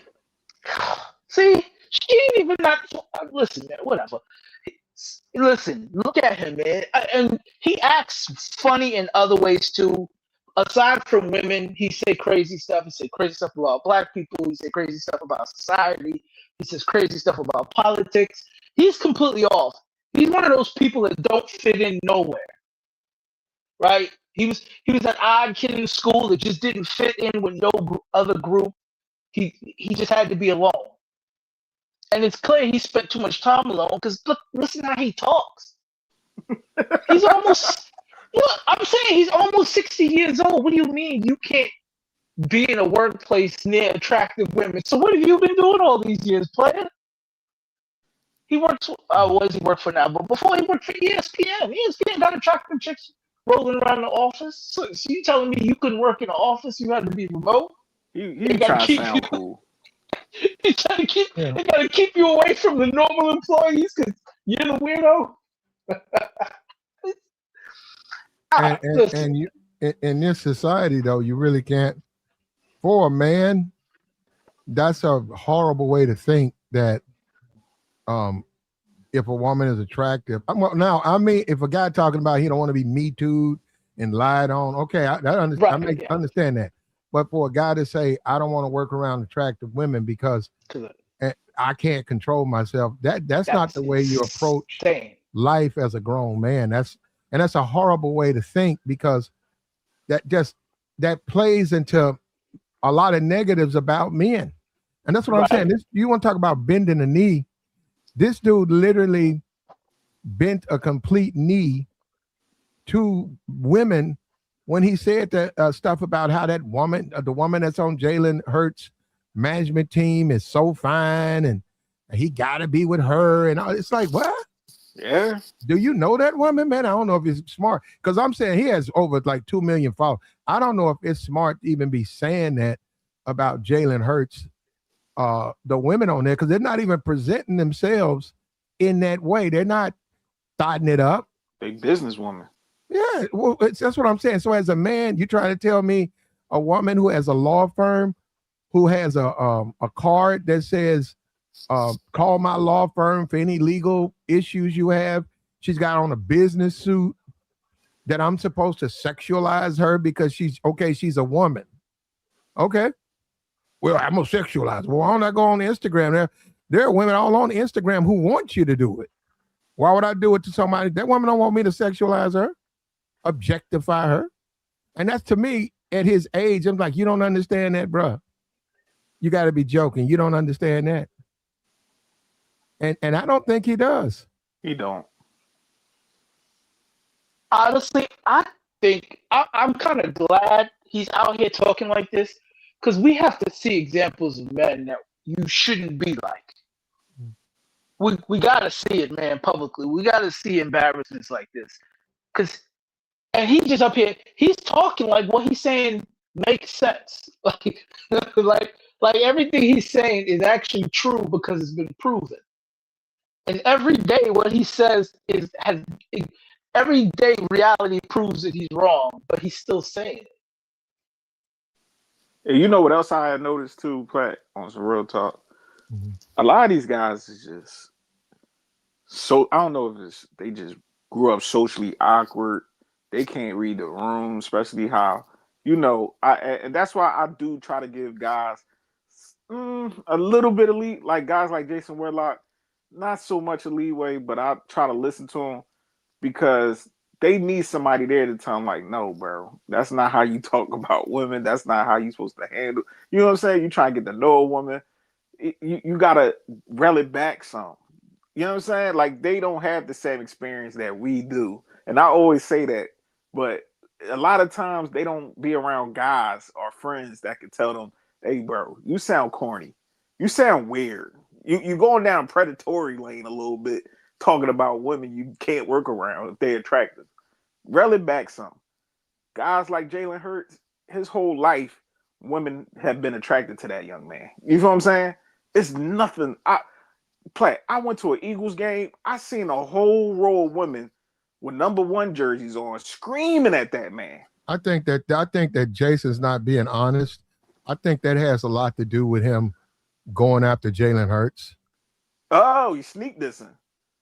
Yeah, I think that has to do with his success with women as opposed to his success, Jason's success with women. That's a good point, Platt. And the fact that he actually got married and is holding to it. I think that bothers Whitlock because if he can have all these women who are attracted to him and publicly voicing it, but he's like, nah, I got my wife, I'm good. And Whitlock over here got, I don't know, air.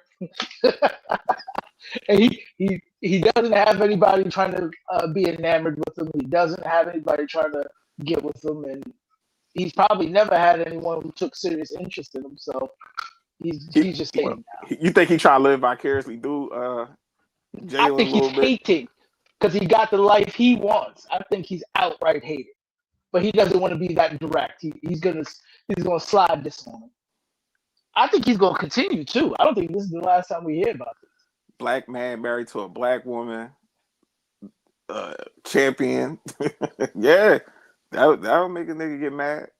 Yeah, I mean it's a lot to hate on, but I mean if you were doing your thing, you really can't hate. You could just say, applaud my man for his success. I got my own little success over here, so we good. Shit, he hate on LeBron. That ain't. He hate on LeBron for weird stuff. I ain't gonna say. I was about to say something, but he has some weird psychological problem with males. I don't know what it is, but he gonna have to get some therapy for that. It's really weird. But as a man, you can't look at women like that. There's a lot of attractive women out there, and as a man, you just have to accept they don't want you. Now, okay, I get that as a man, a lot of men don't want to deal with that. I get that. But what else are you going to do? Are you going to go lose your job? Okay, she likes him. She don't like you. What are you going to do? Lose your job? Don't you got bills to pay and you got a life to live? And that's what I'm saying. And to me, that's what it sounds like to me. It's like, why are you so concerned with Jalen Hurts? Okay, his agent is a woman. Okay, he wants to have a team of women. Why do you have a problem with that? Oh, that's why he ain't playing well. Well, you mean the team's not responsible? You mean the quarterback coach ain't responsible? The coach ain't responsible? That's why he's not playing well, because he's got a management team of women. So it's the women's fault. What about Aaron Rodgers? He didn't play well. Do you blame his agent? Do you blame his manager? Do you blame his staff? That's what I'm saying. What about the other quarterbacks that didn't play well? Do you blame them, or you only gonna blame his because he got a bunch of women that he hired to do a job? Mm-hmm. That's a good point, Pratt. Can't lie. You gotta keep that same energy with the other guys that wasn't performing at their best. Why would Jason Whitlock? Why don't he hire some women too? I don't understand why he hating.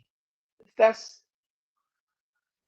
don't he just go ahead and hire a group of women himself? I'm sure he got a staff. Can't he? So I'm looking for some suitable, some capable women for some jobs.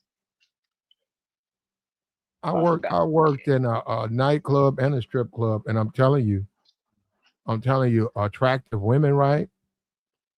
You can't press them like that, man. You can't press them because they're attractive. They either want you or they don't. If they don't, yes, maybe you need to quit. Maybe you need to quit, because they're gonna live their lives, bro. They're not gonna cut you no slack. They know you thirsty. They know you want them. That don't mean they're gonna take it easy. They're gonna do what they want to do and live their life. And you just out of the fold. They don't want you. And the only thing you can do is just accept that and move on.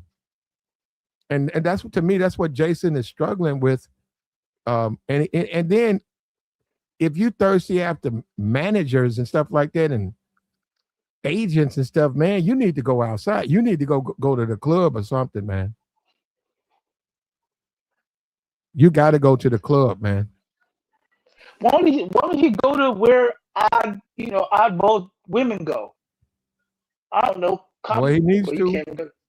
Just go where the oddballs hang out and frolic with the oddballs. You oddball, they oddball, get together. He need to go to a revival, man. He need to go to a Christian revival, 4-5 days. That will work. Yeah. Jason Whitlock looked like the type of dude that eat a goddamn steak sandwich in the house and watch Madlock all day. And your mama used to watch Madlock. He ain't out there, bro.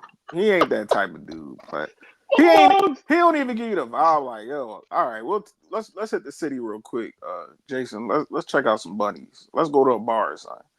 He just be in there hating. He be in there hating on the dudes that's getting at the women. Like, I don't want to be around no nigga like that. Yeah, I've been around a dude like that. You get bitter. You get bitter. So guys like Jason, they back up, and they just sit around. They sort of quiet, It's crazy. And then he's gonna get bitter because, like I said, those women sleep with who they want to.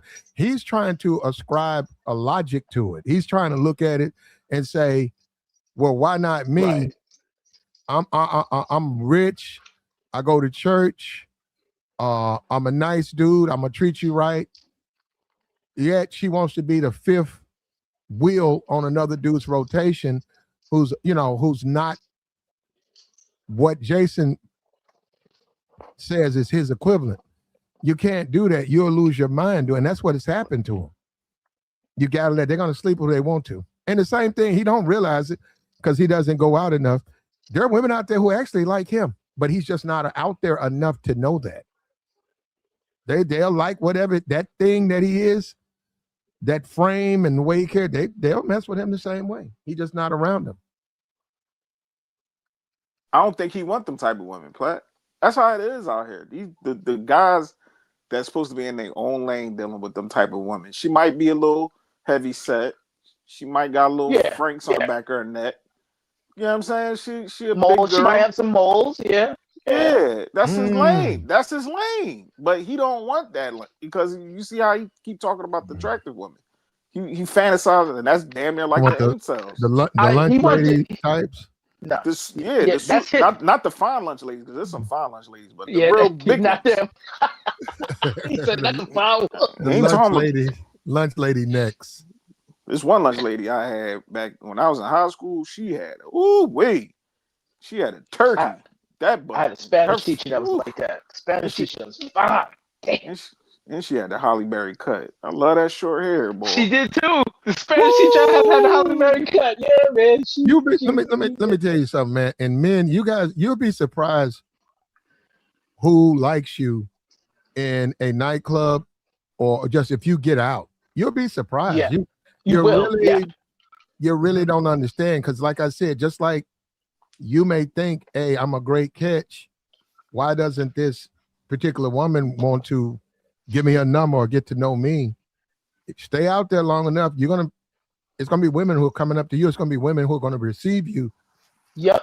And other guys, that same guy, the Pookie or the same guy is gonna be like, why she like him? Look at that. Look at how fat that dude is. Look at how he dressed. But that's what she likes. That's what she likes. I know y'all have all done this, but we've all been on a solo run, right?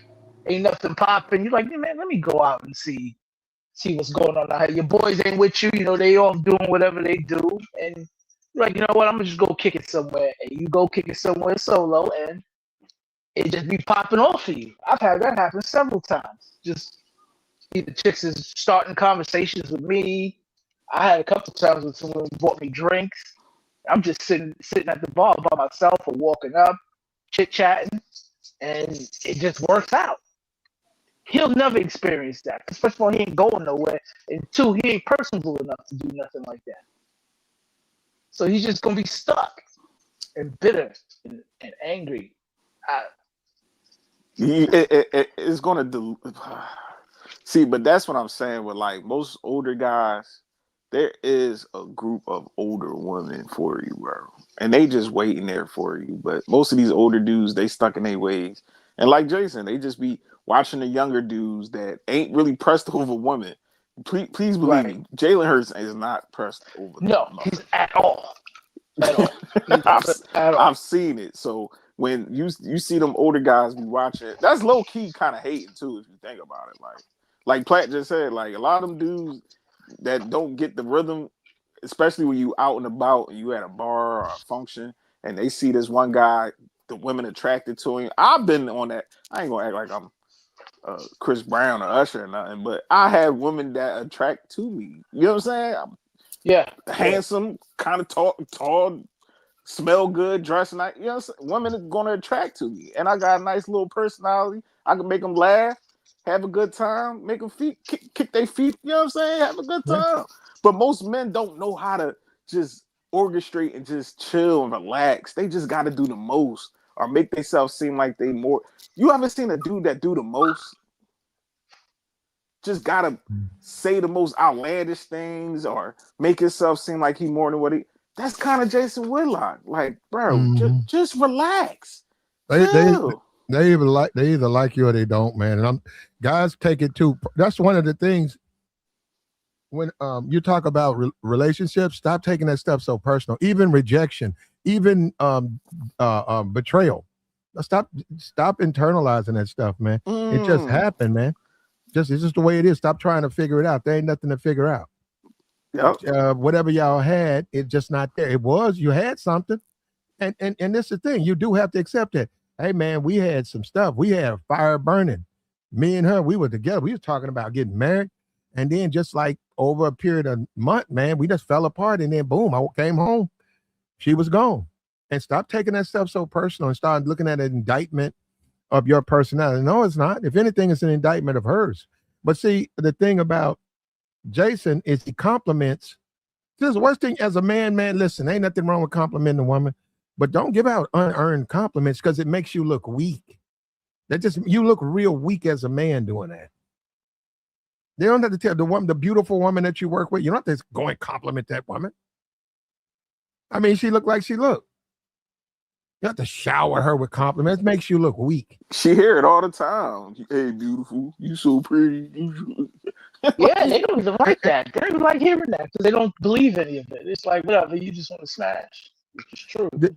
Did you see Joey Taylor after he did all that compliments, peanut butter and attractive and all of that, and she turned around and said that negative stuff about him? Yeah, you basically called him a weirdo. Yeah, you don't. That's why you don't do that, man. I mean, and it wasn't even necessary for him to say that about her. And then he was the only one that wasn't getting laid. All those women were down there smashing the people who worked at F Sports, Fox Sports. He was the only one not getting laid. He was the only one complimented. I wonder why. And I wonder why. He would have been running around the whole goddamn station. Yeah, I have a lady with joy. Yeah, he would have said. He would have been talking. Yeah, he would have. I had a piece of that chocolate cake. Like, they know when a cornball just be running his mouth. They won't sleep with you. They not. They know you're gonna put all their bit. If they sleep with you, you're gonna catch feelings. You're gonna start harassing. You're gonna be all up in her face. Yep. You're gonna be trying to bring flowers. You're gonna be talking about marriage. They won't sleep with you. Now, if they know, that's why a lot of men don't understand. If they know you could care less, you'll smash that thing and forget about it. They'll sleep with you because they want you to forget about. They don't want you to get caught up. You ain't lying, Platt. It was back around. They got a man, and maybe they broke up, and maybe they wait until things change. But they ain't looking for no relationship. But they said, they said this guy, he's a nice guy, but if I already know because I've been through that, and I work here, and I had to block my phone and all of that, I might have to get him locked up, so they won't do it.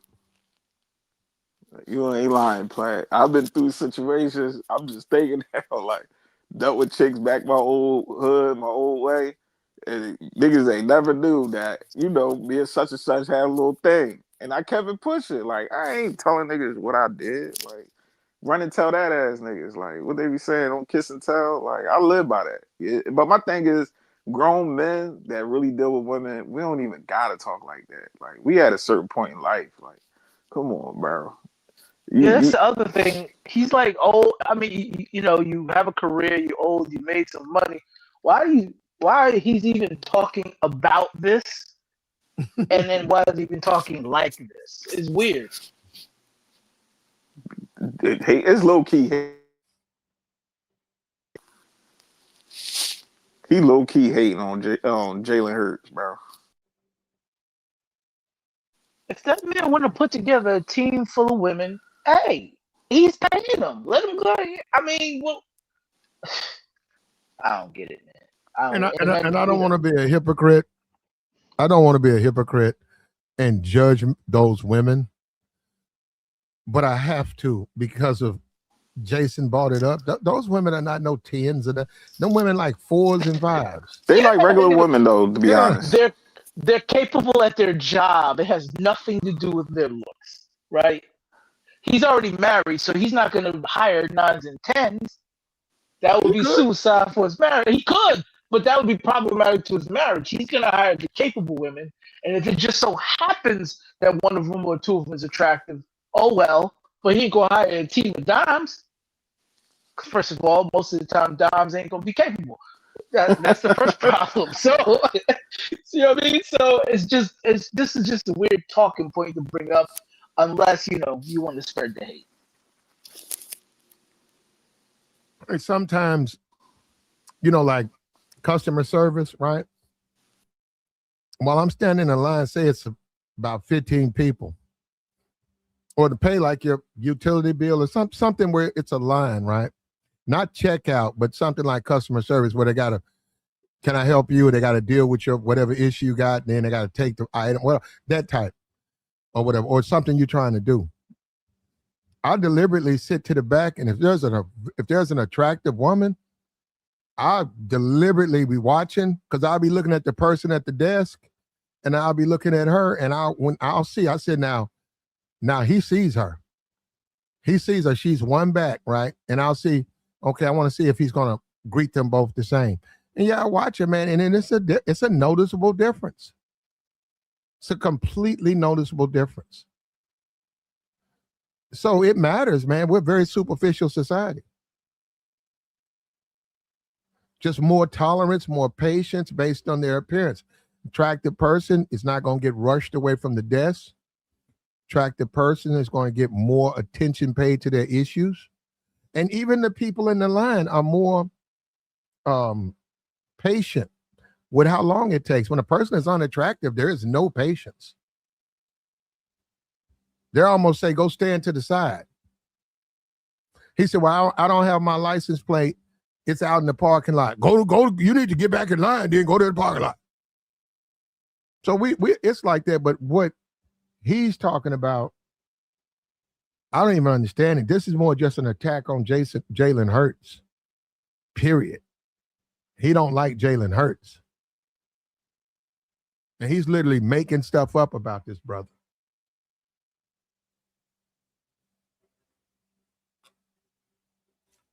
Platt, did he say it was a bad idea to do it because men can't control themselves? Is he trying to put that on Jalen Hurts, or is he saying he can't do it, or maybe he's saying both? How is he? He's saying that the women, the attractiveness of the women is affecting Jalen Hurts' play on the field.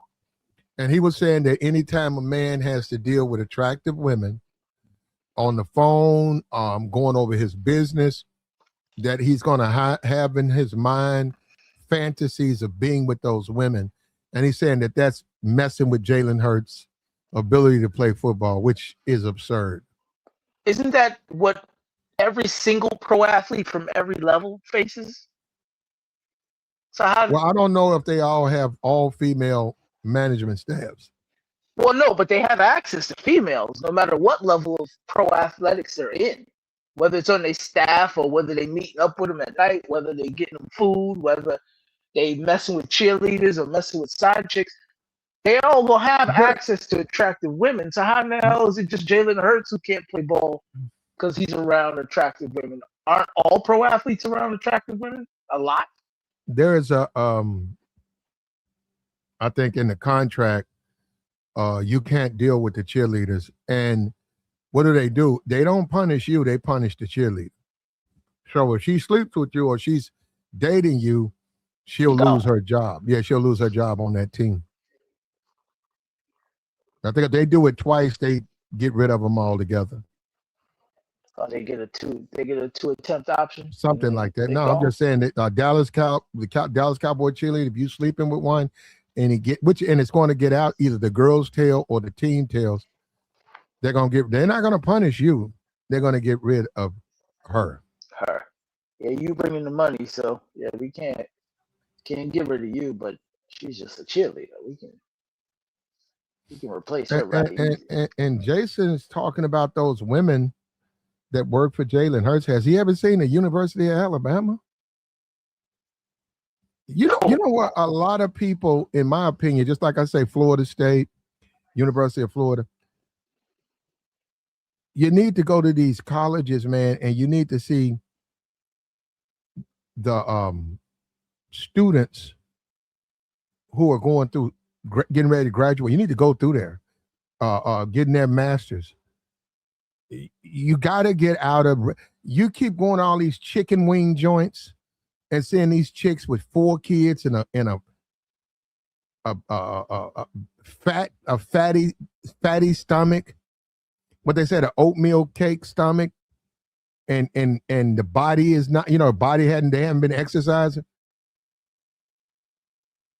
You need to see what America has, man. America has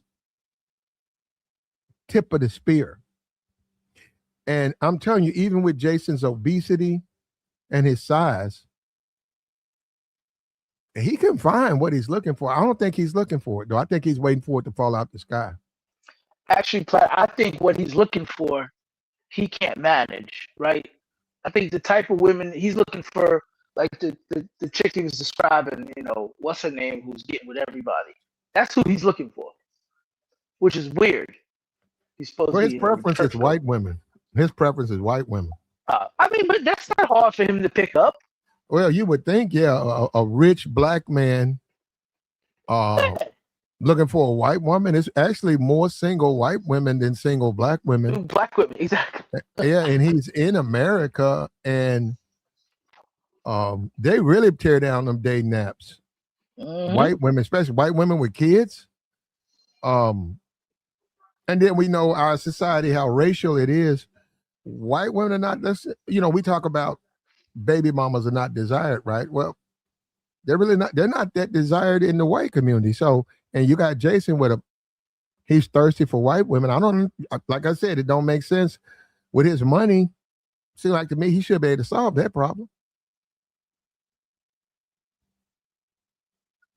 So it's clear something's up with him. It's not the circumstances he's in. It's who he is. That's the problem. Because, I mean, listen, he can even passport bro it and go to Switzerland or something and pick something up if that's his cup of tea. How is this dude out here floating around? No, he's never been partnered with anybody, and all he do is he hates on black women more than anything. So I guess they did him dirty, his eyeball ass, when he was growing up. He just can't let it go. Because the opportunities are there. The Midwest, we don't even got to talk about either coast, right? Eastern Seaboard or West. We don't even got to talk about that. We got the whole middle. We got Canada. Hell, he can head on down to Mexico and pick him up something if he really wanted to. Yeah, I do that before what I'm doing. What I hear him doing, I do that. I would go to Mexico. I would go overseas before I sit on a podcast thirsting after chicks. Thirsting after Jalen Hurts' management team. I mean, he just crazy, is that the only thing he could use to criticize? Obviously, I guess, because I mean, if you saying he's not playing well, fine. But the only thing you can criticize him about not playing well is he got too many women on his staff, and that's why he's not playing well. Maybe something's happening in his family. Maybe he has an injury he hasn't reported. None of that. We're going to take a look at it. Hold on.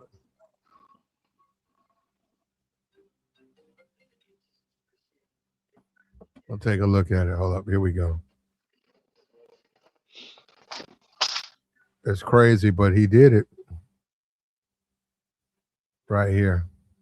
Can we put that picture of the women back up? I'm just going to tell you about me. I can't speak for Jalen Hurts. I can't speak for all men. But when I'm surrounded by a group of women that look like that,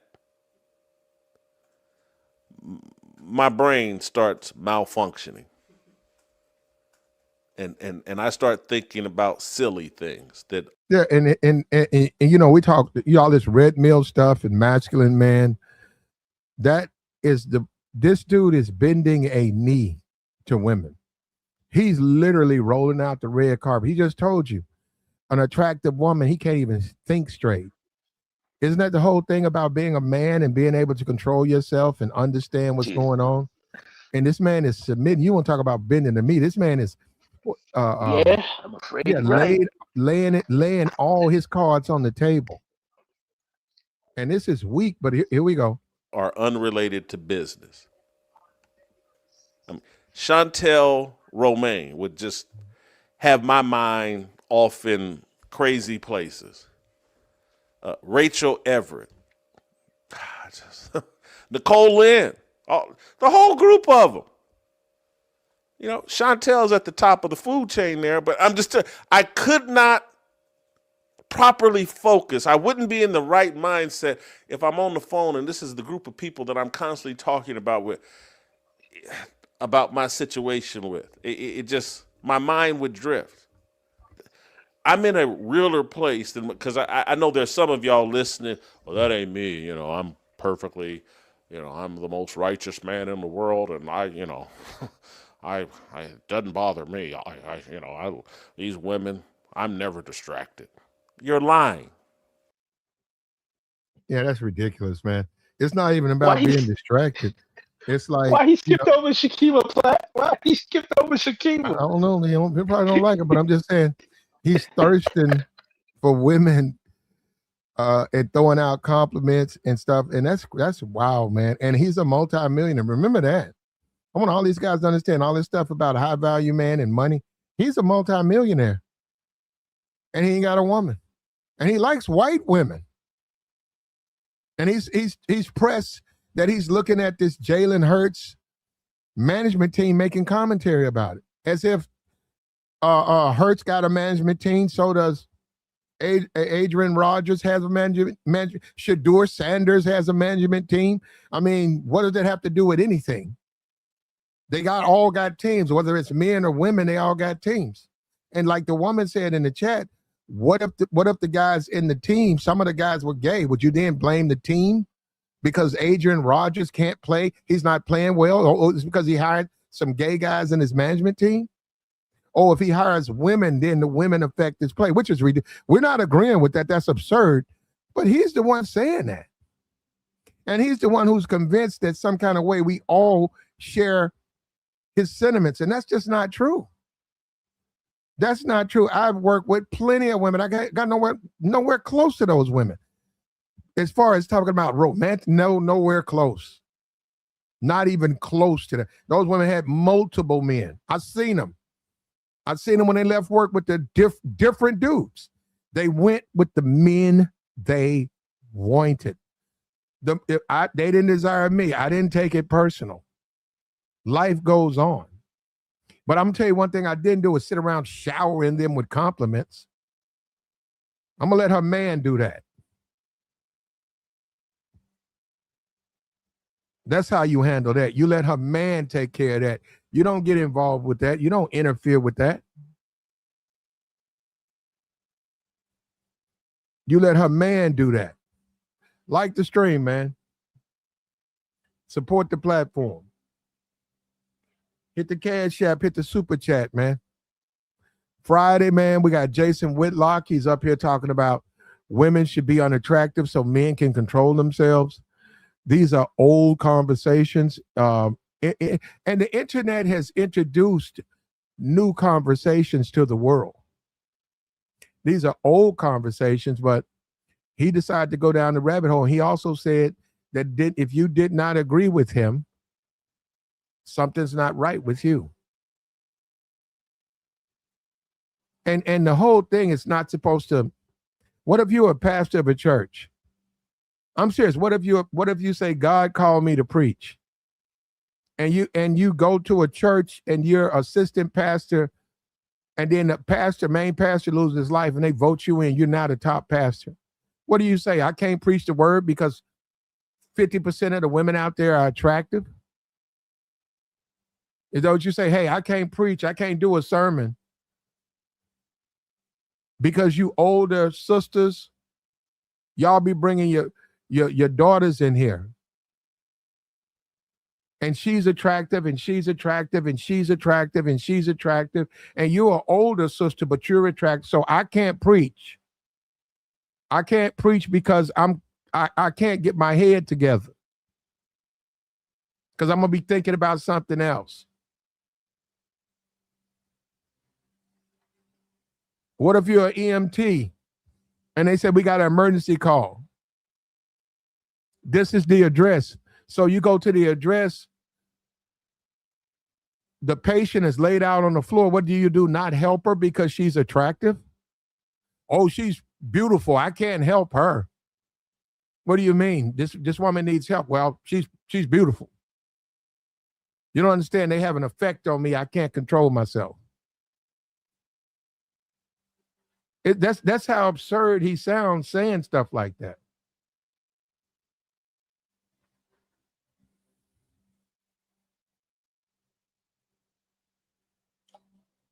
But this is the world we live in, bro. This is the world of YouTube. This is how we deal with each other, man.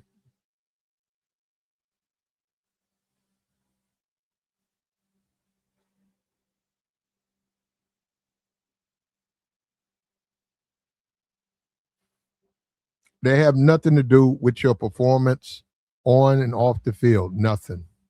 They never have. This is him talking. This is him making ridiculous comments.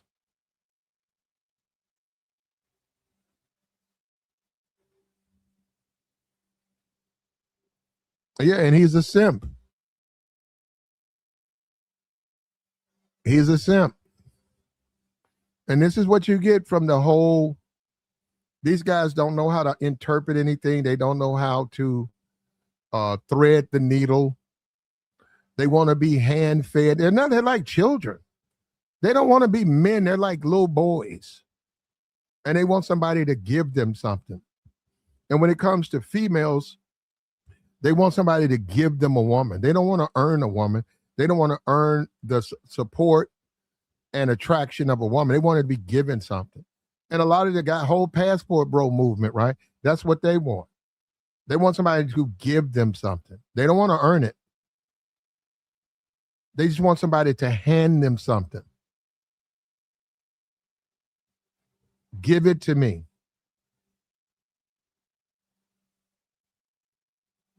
The woman is attractive. I want her. Okay, well, she's got to be attractive. I don't like that part of the conversation. She needs to be anyhow. And I told guy, I was saying it back then. I told guys it don't work that way. I said, man, that's not easy. That is not easy to be with these women just because you got some money. They'll take your money. And we see a lot of these clowns now. We hear them. They're whining about women. Somebody smashed their old lady. They're still whining about women.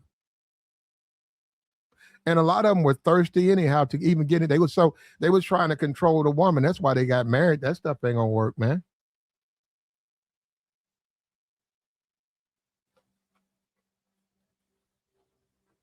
They went out and got into a marriage because they wanted to have a woman to themselves. They knew they was ugly. They knew they was unattractive, and the woman knew it too. So the woman, when she found a dude that she likes, she slept with that dude. And you got whiny niggas running around these YouTube pages still complaining about their failed marriages. Their failed, worthless marriages. And you know, we hit a whole baby mama thing, but some of these dudes on here, they got kids. They're the male equivalent of the female baby mama. They got a bunch of kids and no woman. And a lot of them harbor a lot of bitterness. And you can see it on here. You can see it in these guys. You see them whining on panels. Bitter. A failure. And just like Jason Whitlock, they are mad. They're mad at the players. They're mad at the guys who get the women.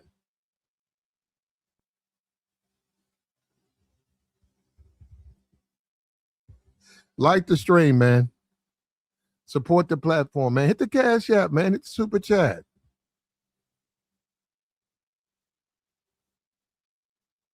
Hit the Cash App. Hit the Super Chat. What we doing, bro? Like the stream, man. We got the join link posted, man. We'll take your thoughts. Jason Whitlock.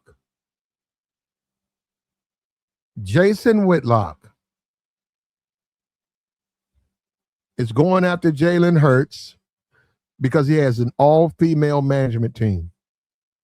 And Jason said that, hey, they're attractive, too attractive for him. and he can't handle a room of attractive women.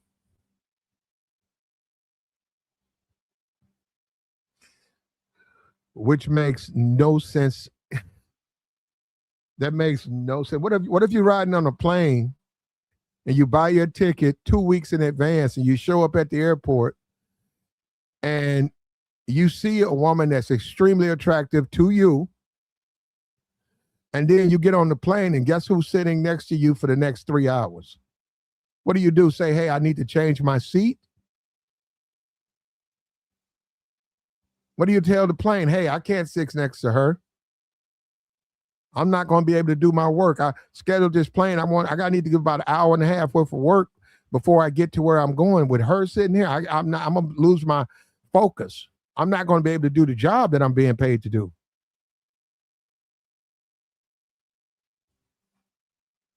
And they say it, they talk to these guys. These guys are stupid.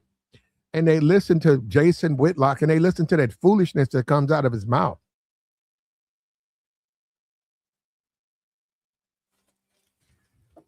The simps. Like the stream, man. Bless the cash app, man. Where the super chat at?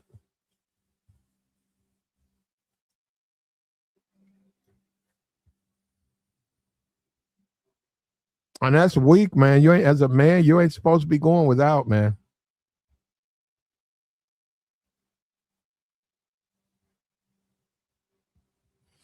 And we talk about the fat chicks. A lot of these dudes can't even get a fat chick.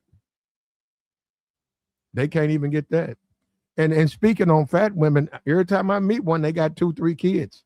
Somebody likes them quite a bit.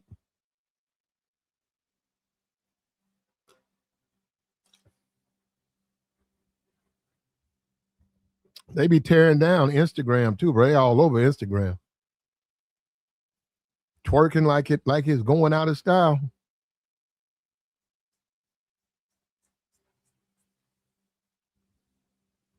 And this is the black man that's presented to conservative circles. And he's far from what a black man is, man, I'm telling you. Not even close.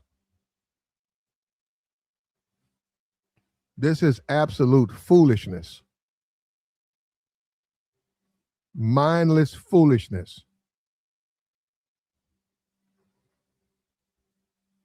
We see Jalen Hurts. He's living his life in a way that you can present to younger people. The man went to Alabama, won him I think he won 2 national championships. Came into the NFL, been to 2 Super Bowl. He's won 1. Married his college sweetheart. They both in the same fraternity. Well, she was in the sister sorority of his fraternity. They do a lot of stuff within the fold of that fraternity.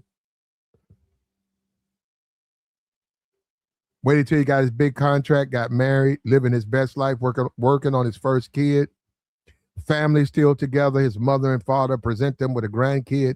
He's living his life the right way. We never hear nothing about Jalen Hurts. We don't never hear nothing about him. He comes to practice. He goes to work. Off the field, you don't hear nothing about this guy. He's not hanging out with thugs. He's not hanging out. He's not walking around with a big chain on his neck. You hear nothing about this brother, nothing but hard work and commitment. And here you have Jason Whitlock for no reason attack this black young brother, this brother. Jason Whitlock attacks this brother. And the only thing he could come up with was that the women in his management team are attractive. And he suggests that men shouldn't hire attractive women. And he said, well, what if they can do the job? Well, you're going to secretly want them. Not really. I'm telling you, not really. Not really. Not really. There are plenty of women that you can want and thirst for that would love to join you in your bedroom. Why thirst for women who don't want to join you? That's what I'm saying. I don't even get to, well, why would I be thirsty for a woman that don't want to join me in my bedroom? Oh, she's not interested in you, Platt. Okay. Oh, Platt, she got about 10 boyfriends. That's her personal business. But she don't like you, Platt. Okay. Well, you gonna fire her, right? Nope. She does a good job.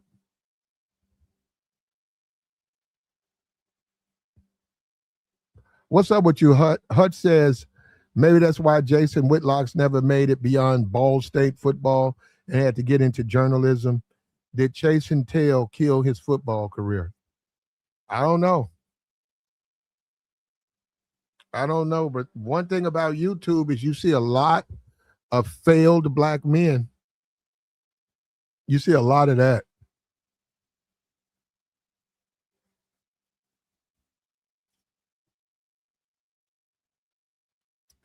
Dudes who can't get a woman just to go out with them, man, just hang out.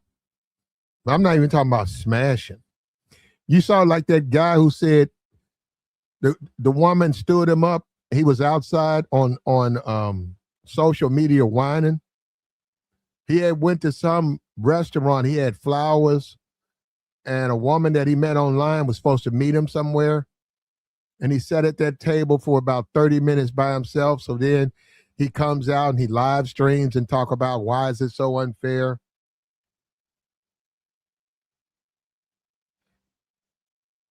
Yeah, you can't be, that's weak, man. You can't be weak like that. You got to roll with the punches.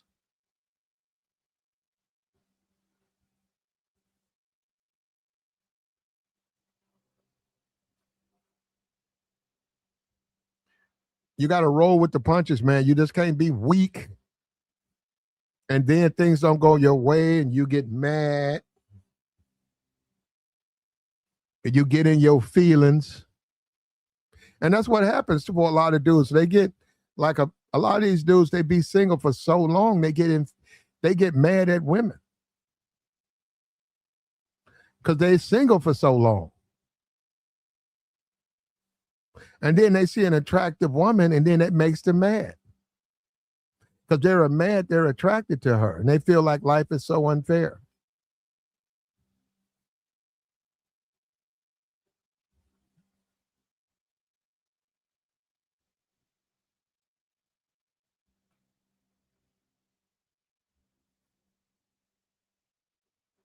They feel like, why is life so unfair? What did I do? I walk through the mall and there's an attractive woman there and there's an attractive woman there. And why these women had this effect on me?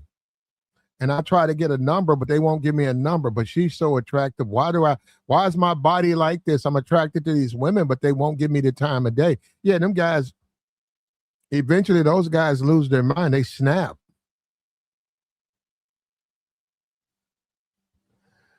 They just snap, man. They have a break. Psychological break.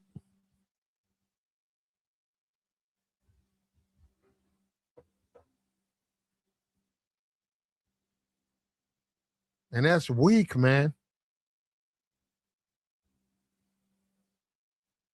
That's weak, man. You're a grown man now. You're not a kid. You got to act like a grown man, man, whether you like it or not. Your personal life is your personal life. Go inside. You got to go you got to go figure that out.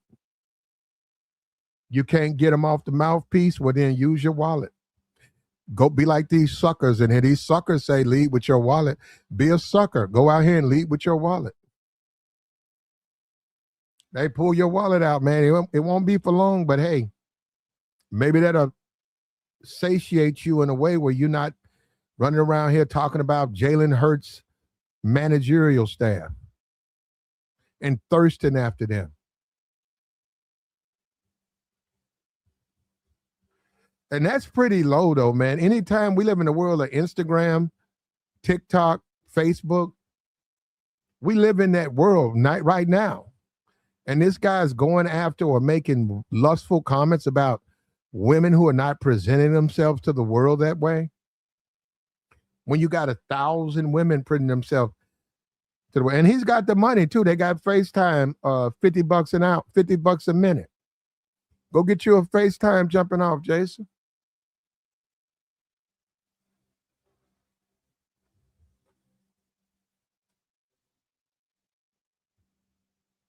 Go get you a white girl.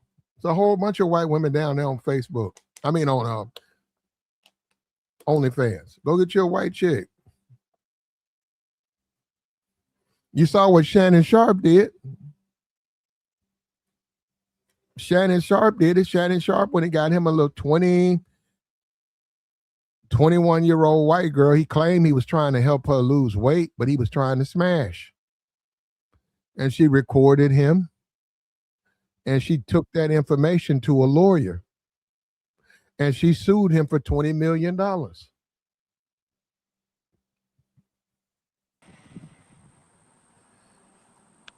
And that's how that goes. That's how the game go. What's up with you, Hutch? Man, what's up, Plat, man? Dude, I actually hate seeing, man, brothers out here like this, man. Because, I mean, it's a bad look for all, especially like black men, man. It, it's so sad in a way that a guy's out here that he said he can't actually function and do his job because he's distracted by the attractiveness of women around him, dude. I mean, dude, like, I mean, do you? It's like, do you not know what they say about us, man? You know what I'm saying? It's like you just falling right up into the stereotype. Like, man, we got a whole thing, man. Like where from a stereotype standpoint, they're like, hey, you can't trust your women around the black man because I mean he just falling right into that, man. Mhm. Like, dude, like what's going on, man? What's wrong with these brothers, man? Like, and this dude has a platform. This dude before, I mean, I know like he got kind of kicked off the some of the mainstream stuff, but I mean, it's looking like for good reason, bro. That's ridiculous, man. You mean to tell me he's out here with his name and his likeness and such a huge platform, and the first thing that's gonna come out of his mouth is that um I'm a big black male, and if I'm around attractive women I can't control, man. Oh my god, man. Yeah, and when you talk about the Me Too, he gives fuel to that movement. That's what I'm saying. I thought he's against stuff like Me Too. By him saying that, that's like an admission when women say, "Hey, I'm being harassed by a guy," and the guy said, "No, I'm not. I have to come here every morning and pick up the files." Well, you really trying to low key talk to me, and then that guy gets fired. He's giving fuel to that because he's saying that's him. Man, like brother, like come on, man, stop that, dude. And he don't see nothing wrong with it. Like, and like when you was playing that clip, he was like, "Oh, am I the only person like that?" Yes, you are the only person like that, brother. It's like that's ridiculous, dude. I mean, like when I hear stuff like that, that means to me what he's saying is that it doesn't even matter who the woman is. If she's an attractive woman, that he just can't control herself, dog. That shit. I mean, that's crazy. That's crazy talk, bro. You know what I'm saying? Like brothers like this, man. Dude, I don't know what they got to fix themselves, man. They need some help. It's a problem, man. It's a sickness, man. There's an issue. There's a real issue there. It's You know? real, man. This is the life, but this is the life we live. We live, man. Yeah. It's real out here, man. And socially, you got to adjust yourself so you can deal with reality, man. You can't live in these fantasy worlds where you think the rules don't apply. And what they say, nobody promised you a rose garden. So, and that's the thing about it, Jason Whitlock. He doesn't understand. You got all types of bad things that happen to good people in this world. All types of bad things, and you're telling the world that you're too weak to function in it. Yep. You're telling the world that attractive women for you are of such, despite not knowing them, are of such an issue that you literally can't work around them, and that literally makes you unemployable. Unemployable, bro. Yeah, because And for legal reasons and stuff like that. you're a liability to everybody, dude. You know what I'm saying? And then who gonna like man, like listen, like that means I can't even work with you, bro. You think I'm gonna have a wife that's unattractive? You know what I'm Yeah, saying?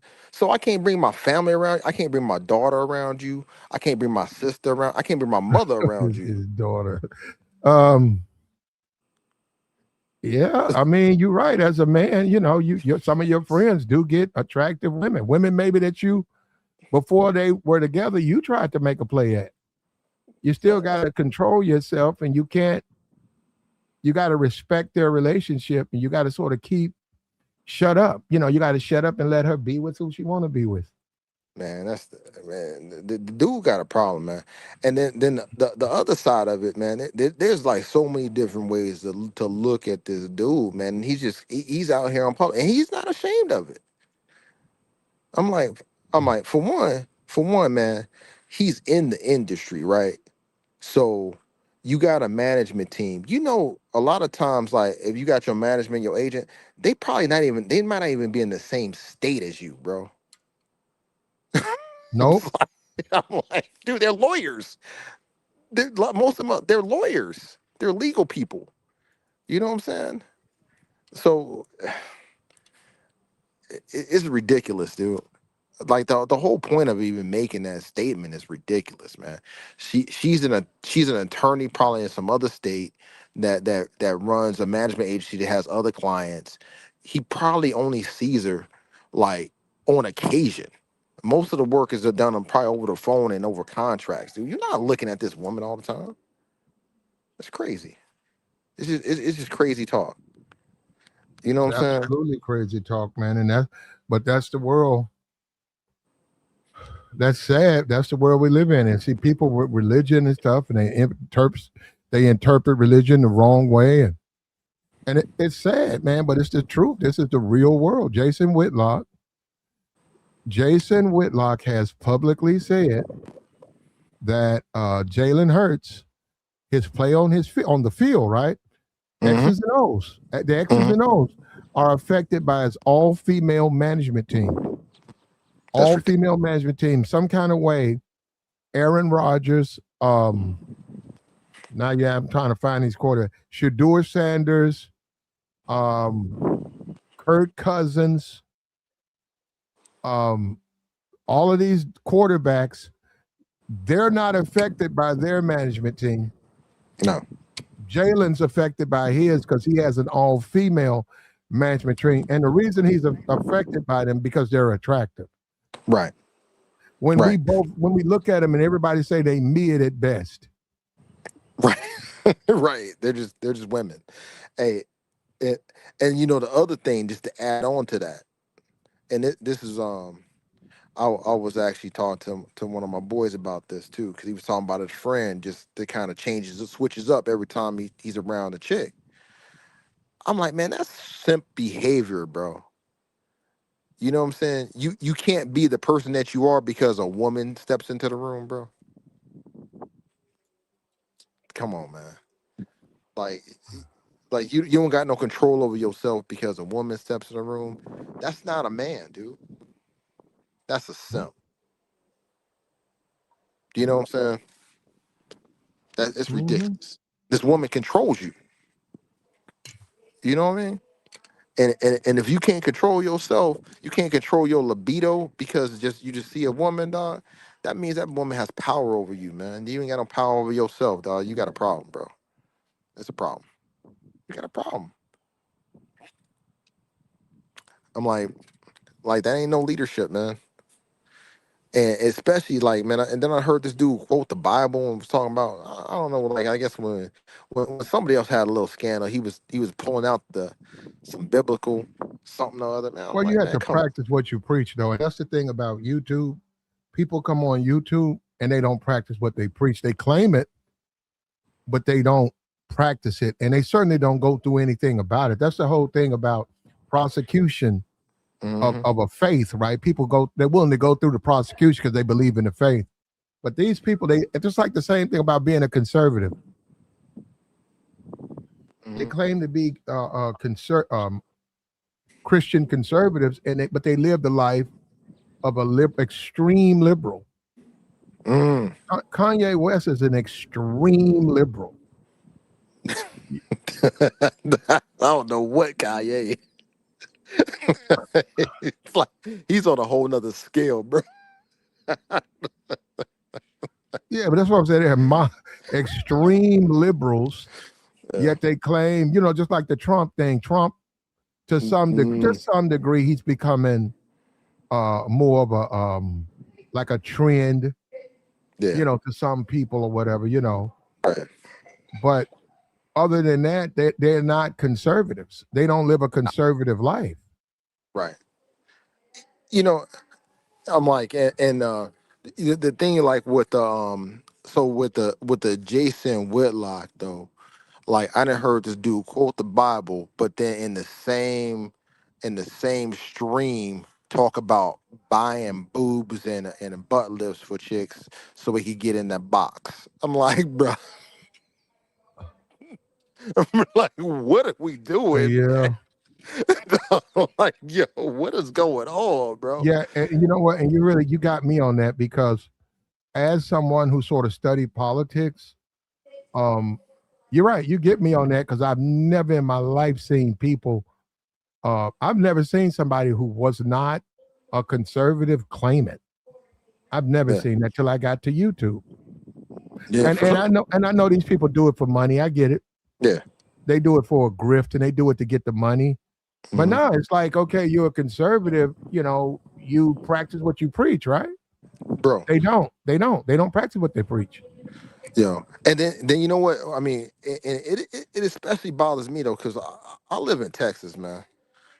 I literally have friends that are conservative friends. And the life that they live is a completely different life than a lot of other people live, dude. I mean, they live the life that actually that they're in church, they're married, all their kids are under wedlock. They, there's certain things they do not do. They speak in a certain way. You know what I'm saying?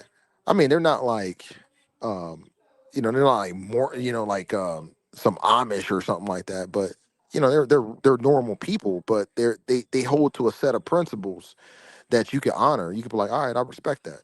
You know what I'm saying? And and on top of that, they're fair people. But then I look on and I look at these people in the mainstream, where they got these platforms and they got all this money and millions of viewers, and they get on here and they say some of the most ridiculous stuff, and then they turn around and talk about Jesus, and then they talk about um how they're conservative and how other people should behave, and then in the next breath they talk about how they're buying, and paying for access to women and all, man. And then that, I'm like, bro, what are we doing? Like, how do Yeah. you? Yeah, they say that. People are going to be people, man. Talk to a pastor. He has a church, and he said, yeah, women come on to me. Mhm. He said, yeah. He said, but that's why I'm a pastor. He said, I was called by God, and he said, that's the devil, really. He said, I don't blame them. He said, I look at that as the devil testing me. I don't really blame my constituency. And he said, because they're in my church, it's my obligation to shepherd them the right way. He said, I don't know why people think that just because a pastor, a woman comes onto a pastor, that he's supposed to accept it. He said, no. He said, no, but I'm there to help them. So yeah, they're going through situations. He said a lot of his widows and stuff, husband has passed away. They were in a healthy relationship with him. They were active, and now he's gone. Or they get a divorce, and they were active with their man. And, now they have no man in their life, right? Right. And he says he don't have no problem going and see him, and we get that and we make jokes about it. But he says no problem going to see him. But like he says, he's not going to succumb to the wickedness Hmm. of the devil. And Yeah. so, Yeah. that's a part of it, man. It just depends on what are you willing to do. And Jason's trying to justify bad behavior. You can't you can't do it, man. If Yep. I see if I'm on the bus and I see an attractive woman, I can't whip out my thing and then tell the world, well, I'm attracted to her. What you can't do that, man. No, bro. Yeah, And you know, where she was looking so good that no, no, no. And that's what I'm saying. It's like that's ridiculous what you're saying, that some kind of way it's not the responsibility of the man to accept the fact that every woman ain't gonna want to sleep with him, and the ones who don't deserve less respect or whatever you got to do. yep, They don't deserve less. You still got to give. If you are valet parking their car, you don't. They don't. You got to park their car. yep. And like that reminds me, like that example you just gave. It, I was watching some other YouTuber stream, and they was going back into um we especially like on Black YouTube, we like to get into like the whole thing about like uh mate choosing and single mothers, and then like dusty dudes, and picking the wrong people and all that other stuff. And I was like, and this is kind of like in that same lane, right? um you mentioned this earlier. You said like, and we all got this in us, right? We all got a desire in us, and I call it like it's a biological initiative that you feel a certain way, and you want your body in nature doesn't care about whom's around, and all these other things, all these other factors. If you're attracted to something, that your body is going to want to reproduce. It's like it's nature. You know what I'm saying? I mean, you could set on a secular level, you could just call it nature. If you want to get religious or whatever, you could call it in a religious standpoint. But I'm just gonna say nature. The nature of the human body is to want to reproduce and to want to have urges, right? But if you don't engage your higher thought processes, and you succumb to that, to me, this is what it looks like. It looks like this. It looks like you can't control yourself when you're Yeah, around a beautiful woman. and You and, can't. and the thing that hold on, and the thing that's scary about that, brother, is we live in the age of social media, and we live in the age of Me Too. Yeah. And as a man, no man should ever be walking around talking about he loses control around women he works with. No man should do that. That's extremely dangerous for men. People's whole careers have been ruined because of allegations, not even just lies. But if you walk around talking about, like Jason Whitlock said, that gives credence to that. Like saying, well, look at me, and he ain't got no woman. Nobody don't want his ass. He was Mm, harassing me, and that don't mm, necessarily. So people assume, oh, well, she's an attractive woman, but you don't know that he did that. Whatever yep. she's accusing him of, do you know that he did? And that's what I'm saying. Jason said, well, I can't talk for you, but me, I'd lose my mind. I'd be crazy having to deal with them. And I said, are you supposed to be a masculine dude? You talking like that? You just bent a knee to feminism. But you're supposed to be this masculine dude, and you red pill talking? Are you nuts? That yeah. Like for one, I don't consider that masculine. I consider that just weak, and weak is not masculine. It ain't red pill because you should know better, because you're supposed to be conscious and aware of the nature of things and how things handle. And on a third point, man, is that wasn't this dude just like adjacent to some stuff like that where the head of like was it ESPN or FS1 or one of them groups, wherever Shannon Sharp was at, and all them other places where they got old girl got on them people fired? You know what I'm saying? I mean, Mhm. wasn't he right there? You know what I'm Who? saying? With Joy Taylor, that Oh Joy yeah, Taylor yeah, yeah. scare. He was the only one at FS Sport. He was the only one at FS Sports that didn't get laid. Everybody there was smashing each other. And it's sad too because see, we all have done through that. You could be the only guy, or one of the, of the senior class in your high school. You could be one of the say it's 200 people graduating, and guys, it's 95 guys, 105 women, Yeah, and you could be one of say 45 guys who never got laid. But then you find out later that the other 65, they were smashing everybody was smashing but you. right. Yeah, and that's a reality, and I can see where there's some anger there for Jason. There's some pent up anger. Mm-hmm. I guess, man. Yeah, it's coming across as that though, but at the same time, man, it's like brother, you just see, but the thing that bothers me though is that he's seen the aftermath of all that. You know what I'm saying?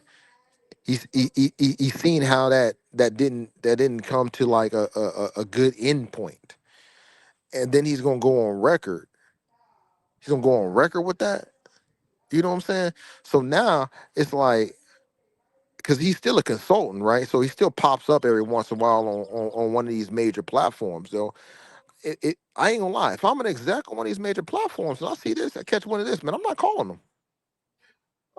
I don't know. I haven't seen him on. I haven't seen Jason Whitlock No, he ain't been on. he ain't been popping up.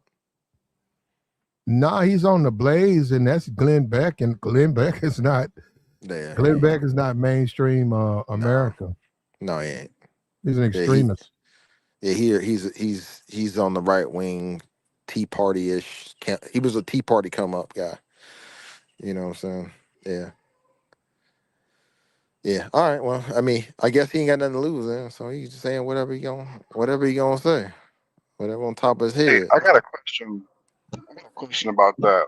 Like, if he's like such a right winger, and maybe I'm answering my question, but like when they say things on a right wing that like don't make sense, like Nick Fuentes, for example, why won't he use his platform to say, well, something that Nick said, uh, although I can agree with some things he say. Why would he say all black people are committing more crimes per capita? Like I never hear him use his platform to make those kind of comments, and and for that reason, I'm always looking at Jason Whitlock sideways. Well, yeah, you're probably gonna disagree with a lot of stuff he says. So I don't even know what But to he'll say. use his, but he'll use his platform to talk about uh,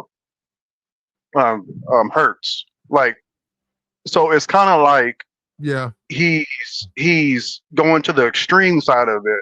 So although he wouldn't disagree with Nick Fuentes, he'll just go in on another black man from that perspective, and for that reason, I'm looking at him sideways.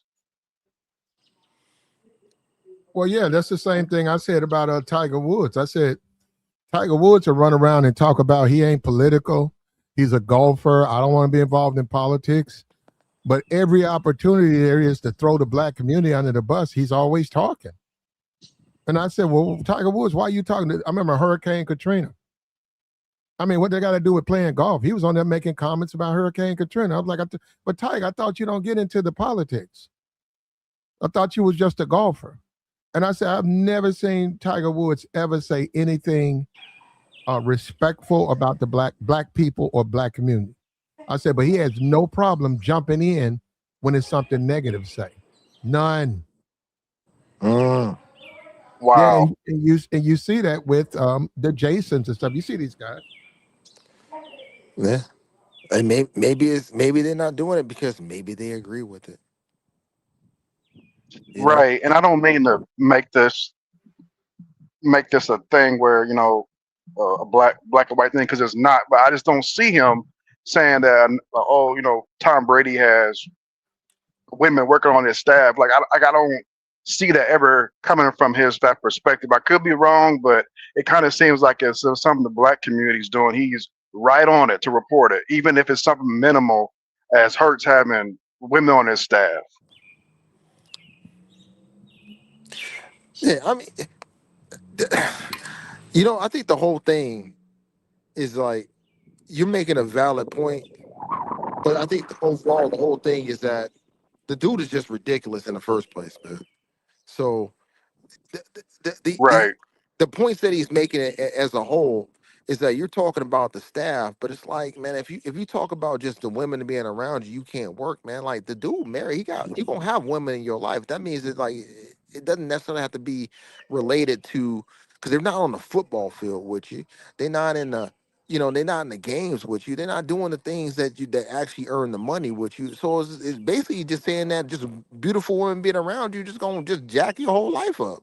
Like that was right. you know It's like so weird. it's weird as hell. Yeah, and I feel bad for the younger generation or people who are just a little bit immature, if that's the word to use. Thankful for your platform, because people like him have a large following, and he can say something like that, and it goes out on the airways, and somebody says, "Yeah, Jason Whitlock was right." No, he's wrong. That's absolutely false. What he said. You got to learn how to work with women, and women in the world learn how to work with men too. You got to learn how to work with them. You can't just say, "Oh, I can't have that." Like, what are you talking about? They're a part of life. I mean, you got a driver's license, don't you? You can get a car accident today, but you still drive. You got to learn how to work around women. What if you get pulled over and the woman who pulls you over is attractive? What do? You say she can't write me a ticket? I mean, I'm just saying, what do you respond? How do you respond? Do you just say, "Hey, I got to treat her like I do any other police officer," or "Oh, you're attractive. You can't write me a ticket. You're too pretty." The odds are she's definitely gonna write you that ticket. Whereas if you just treat her like a lady, be professional, you may maybe get a warning, just might, but most likely your odds are going to be higher getting a ticket. You acting like, oh, I can't speak to you. You got to call your supervisor because you too attractive. That's dumb and weird. And that's If you weak. flirt with that woman, you might end up in handcuffs, bro. Well, that's any woman, though. I'm just saying, you flirt with the wrong, uninvited. That you. That's what. And see, that comes down to it. That's why you got to have your shit together. Uninvited advances, but see, guys will tell you they don't want like the fat chick at the checkout, the fat chick at the gas station. They don't want that woman flirting with them.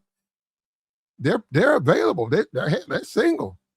But the unattractive chick, that's why you have to be careful and use good reason and judgment when you do that. You can flirt with a police officer, but it's got to be returned. It can't be to a blank face and it's constant. Then that's when you get into other aspects.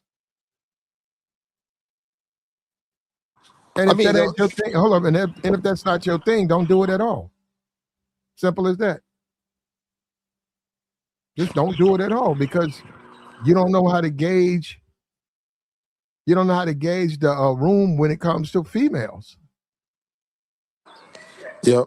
Now, then the other side of it is, man, like, I mean, regardless if it's a chick that's attractive, it's a guy that has a different political view to you, it's somebody that's a different race than you or whatever. You need to be able to work with whomever that you're dealing with. For one, let's get that out the way because you're not there for who the people are. You're there for the purpose of making money and doing the job.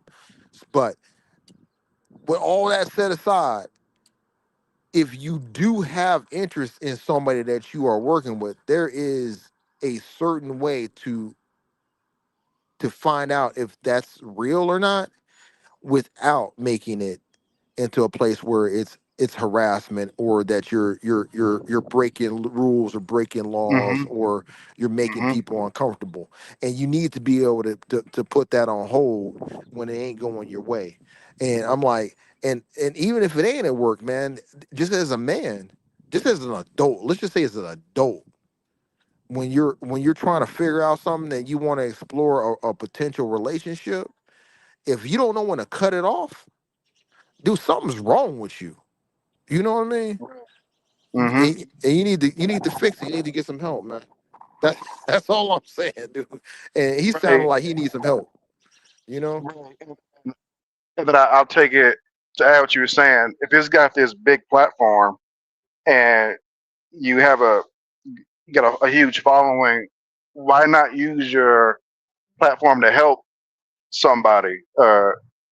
Not to to shut it down. Don't work with women. Show them how to work with women, like what Platt's doing right now, trying to help people. But you just send out there and then to the masses that, man, you can't work with women, and if you do that, then I'm looking at you like you're weird. Funny. You just That's funny though. When you say that, that's just funny. Because why ruin can't you work with them? I mean, this is my because see, I'm a regular dude though. And I would imagine if you was a dude and you just really got women, like every time you look up, 3, 4 women want to hop into bed with you. I can run it. I can see how a guy like that could have issues with working with them, right? Because his success rate is just so high. But the average dude is not having no real high success rate. So what difference does it make if she's beautiful? You ain't getting them anyhow. What difference does it make? Exactly. Yeah, Just that's what I'm carry on. saying. Carry on, brother. Carry on like normal, brother. You see, Hey, you follow me on that? I do. I do follow you on that. Now, here's what I will say though.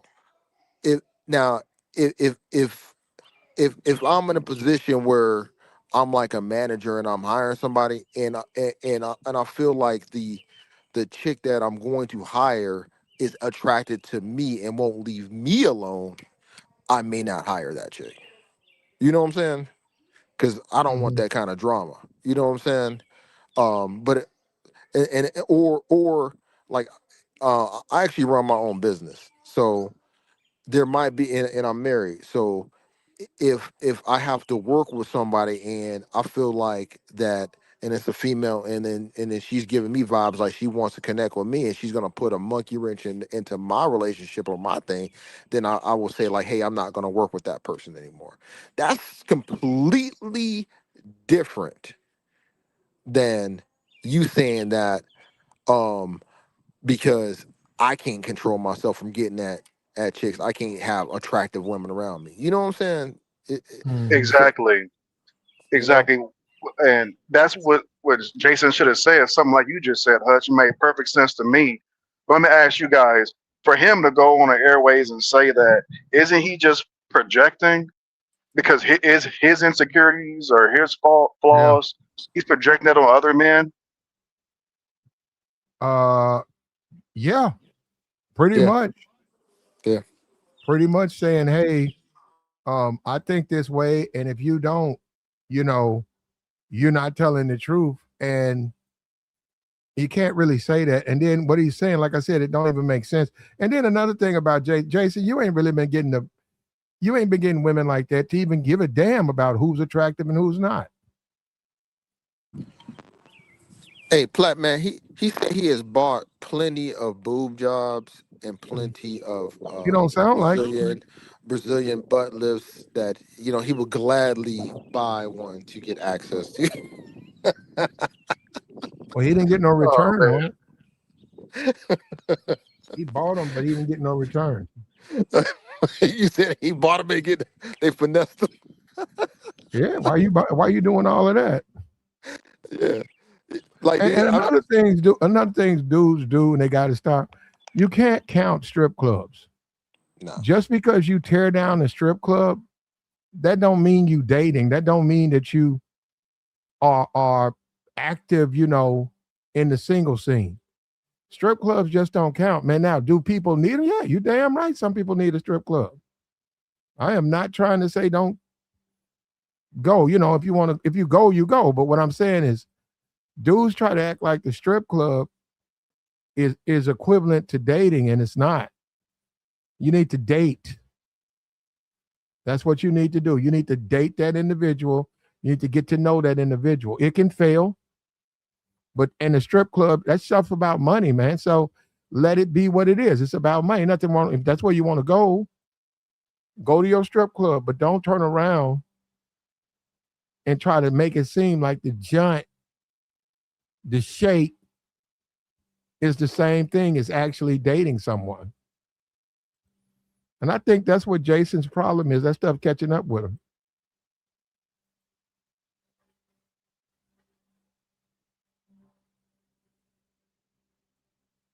Everything has a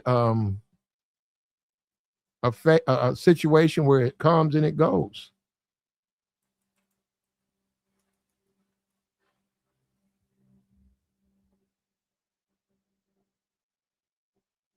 Hey, Plat, man, I'll never Mhm. equate, I'll never equate a box buying to dating, dude. That's Mhm. it's a ridiculous, like, when because there's a lot, man. There's whole platforms associated with buying box, right? You know what I mean?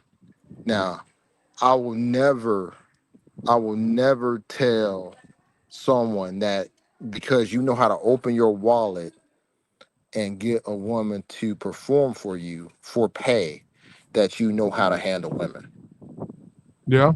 or that you could attract women. It's not is those are different. That you are buying a service, sir. You know what I'm saying? Well, So yeah, guys have to come. They have to accept that though, and that's the thing. Because of the ego, they don't want to accept that, and that's why a guy can go to a strip. You can go. I can go to Vegas and do nothing but hang out in strip clubs. But when I go back home, and people say, "How was it?" You gotta say, "Nah, man, it wasn't nothing popping.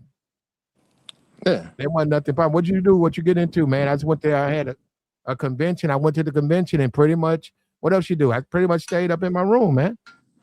for the most Because part, that yeah. because that stuff don't matter. The strip clubs don't matter. You can't brag on going to a joint, and that's what I'm saying. That's why you get people get mixed up and stuff. That's two different things. Right. Yeah, you went to the joint. You got played. You went way out to Vegas and you got suckered.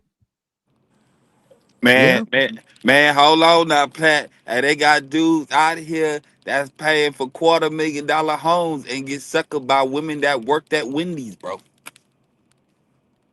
Okay. Yeah. Wendy's that do women that do regular everyday jobs are out here finessing dudes worse than strippers. hmm Well, I that That's just true. But depends. No, hold up. Now, hold up. Don't do that to boy, because we keep doing that. Not really.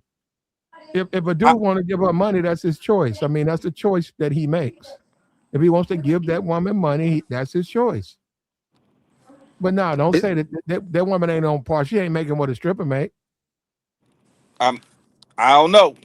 I'm just it, saying, She's not. even hey, man, I get it what you saying depends. though, right? Because it's a matter of you throwing dollars at one woman, right? You opening your wallet directly because you walked in the club, and then man, there's cats out here opening their wallet to regular everyday women in $100 outfits Hey, and but losing check, millions. but check Tabor. Like, I think this is the difference though of what we're looking at.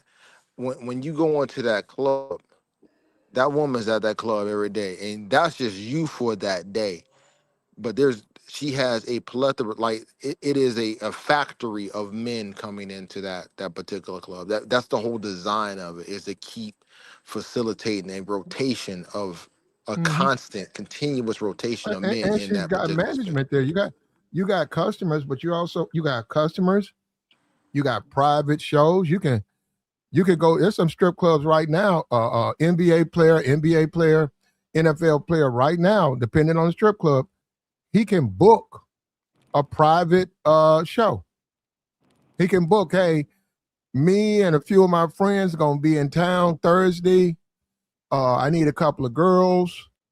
Um, and I need you to open it up just for me. Yeah, and it's probably not open to you. You can go up to the door. Oh, y'all open tonight? They're gonna say not tonight, man. We got a private birthday party. We got a private. It's private tonight.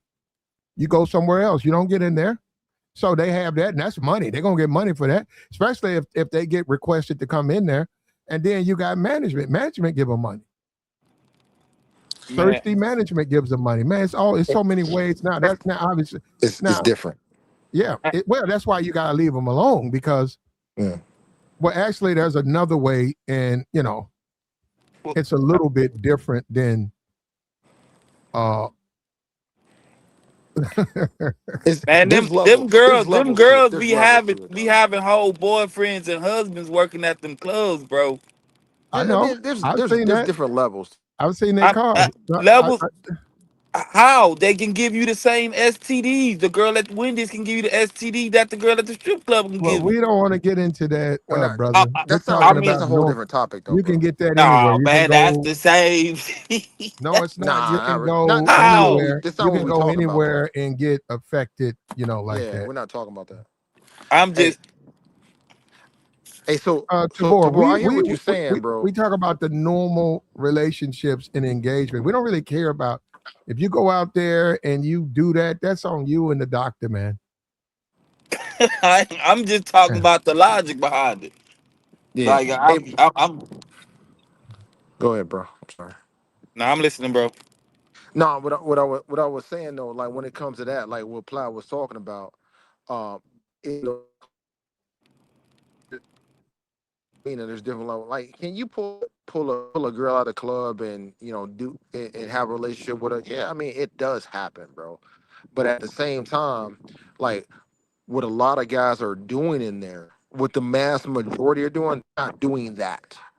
What the mass majority are doing is that they are on a constant rotation of being of paying out of their pocket, and they're replacing a normal interaction with a woman with that interaction with a paid person to be nice to them, to treat them in a certain manner.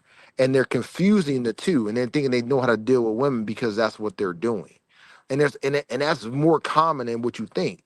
You talking from a normal dude standpoint. You might be like I don't know you, but you sound like you might have some real life experience with women. So you seeing like a normal man's interaction with relationship. You Man, not seeing it from some of these incel mindset, these trick box buying mindsets, bro. You know, man, it's just the bro, Well, just because you outside and you got a couple dollars in your pocket and you can move and groove in regular everyday life, bro, they get finessed the same. I'm trying to grasp what y'all saying. But when it comes to women, bro, they all be bro, an old woman want the same thing a young woman want. Y'all can't tell me no different. We got online right now. We can see it. They saying it. And the same woman that's out here talking crazy online, a dude taking her out tonight. And they watch her content online. yeah. So you I'm trying to be logical about it, and we all know women don't really move logical because a regular woman can ruin your life just like a stripper can ruin your life. I mean, and I'm not saying that that's not possible, bro. well, the women are women, brother. So Women are it, women. That okay, that's wait a minute. Wait a minute. So that being said, women are women. So if you can handle um the woman who works at Popeyes, you probably don't even need to be dealing with women if you can't because handle the woman at Popeyes, yeah, you probably if you cannot handle a basic square average chick, you probably need to leave them alone because it's just not your lane. it, It can't be if you getting turned out and used by basic average women, that's not really where you need to be as a man. man. But we gotta be honest, bro. I mean, we can't be acting like it's the '70s and we don't know You what's sound like going on. They I, getting I finessed too by regular women. but he just said the answer to that. You probably don't need to be dealing with them. Yeah, but so who you supposed to deal with? that's up to you, brother. Yeah. Hey, but here's the thing. Hey, Tabor, man, I 100% hear what you're saying, and I got to answer to some of this stuff. You know what I'm saying? All right. For one, you got to look at what is it that you really looking for. All right, if you're getting it, and a lot of guys are deluding themselves about what they're looking for, what they're getting, because they're not getting anything they're looking for. They just happy to have a piece of woman. You know what I'm saying? Mm, They ain't, so they already know mm. out the gate. They already know out the gate that if them dudes are getting finessed by the chicken Popeyes, they already know out the gate they getting screwed over because they was hoping that girl was gonna act right. They ain't never got nothing out of that girl that they wanted. Now, now, on a scale of men that want to have long relationships and functional relationships and then have families and stuff like this, I'm going to tell you, yes, you're going to put money on the line. You're going to pay because what you're doing when you create a family is that you are saying that I'm deciding to be obligated to people that will be in my life for anywhere from 18 to the rest of my life until I die. And then when you're obligating yourself to somebody, you're going to take care of them. You know what I'm bro. saying? Bro, And when it, married men get finessed every day, bro. that Every day, bro. There's a law. There's a law. If a man, I mean, if a woman get pregnant while being married, that's the husband, baby. hey, But but bro, if the husband get another woman pregnant, that ain't his wife's baby. hey, That bro, don't even make sense. check this out. Check this out. Man, I'm trying to hear you, bro. Check this out. All right, there's two things I'm gonna say. You ain't never gotta put your thing in a woman ever. You know what I'm saying? Well, So I'm missing where you going with that. I mean, so like you ain't never gotta sleep with a woman ever. You ain't never gotta do it. So when you get into the game, you gotta know the risk. So that's the first thing I'm gonna tell a brother. Like if you get into this game, if you get into a game and you don't know what the consequences are of playing this game, don't play the game. But that don't even make sense. What do you Cause mean it people, don't make cause sense? cause cause people, everybody have a risk tolerance. Yeah, listen, we appreciate you, man. Look, we got another stream we about to start right now. We got Okay, the link in it. It's right there in the chat box, man. We finna cool, go ahead and shut this down and we finna start. Hold up. I started right now. We finna start our new stream cool. right now. So here we go. All right, but It's live right now. You'll see it if you click on the link, or if you just I look see at it. the thing, you'll see it. We're about to go live. We finna cut this off. Jason Whitlock, he basically we proved our point with him, and the people who want to listen to him, go ahead. We just offered our thoughts and our opinion, and go ahead and figure it out. But we're gonna get on this Chili thing. We know Chili got in a lot of heat, and we want to speak on that because people are saying she got canceled. Like, share, support, man. We got to join the new stream. It's down there in the chat box. We got the other stream active.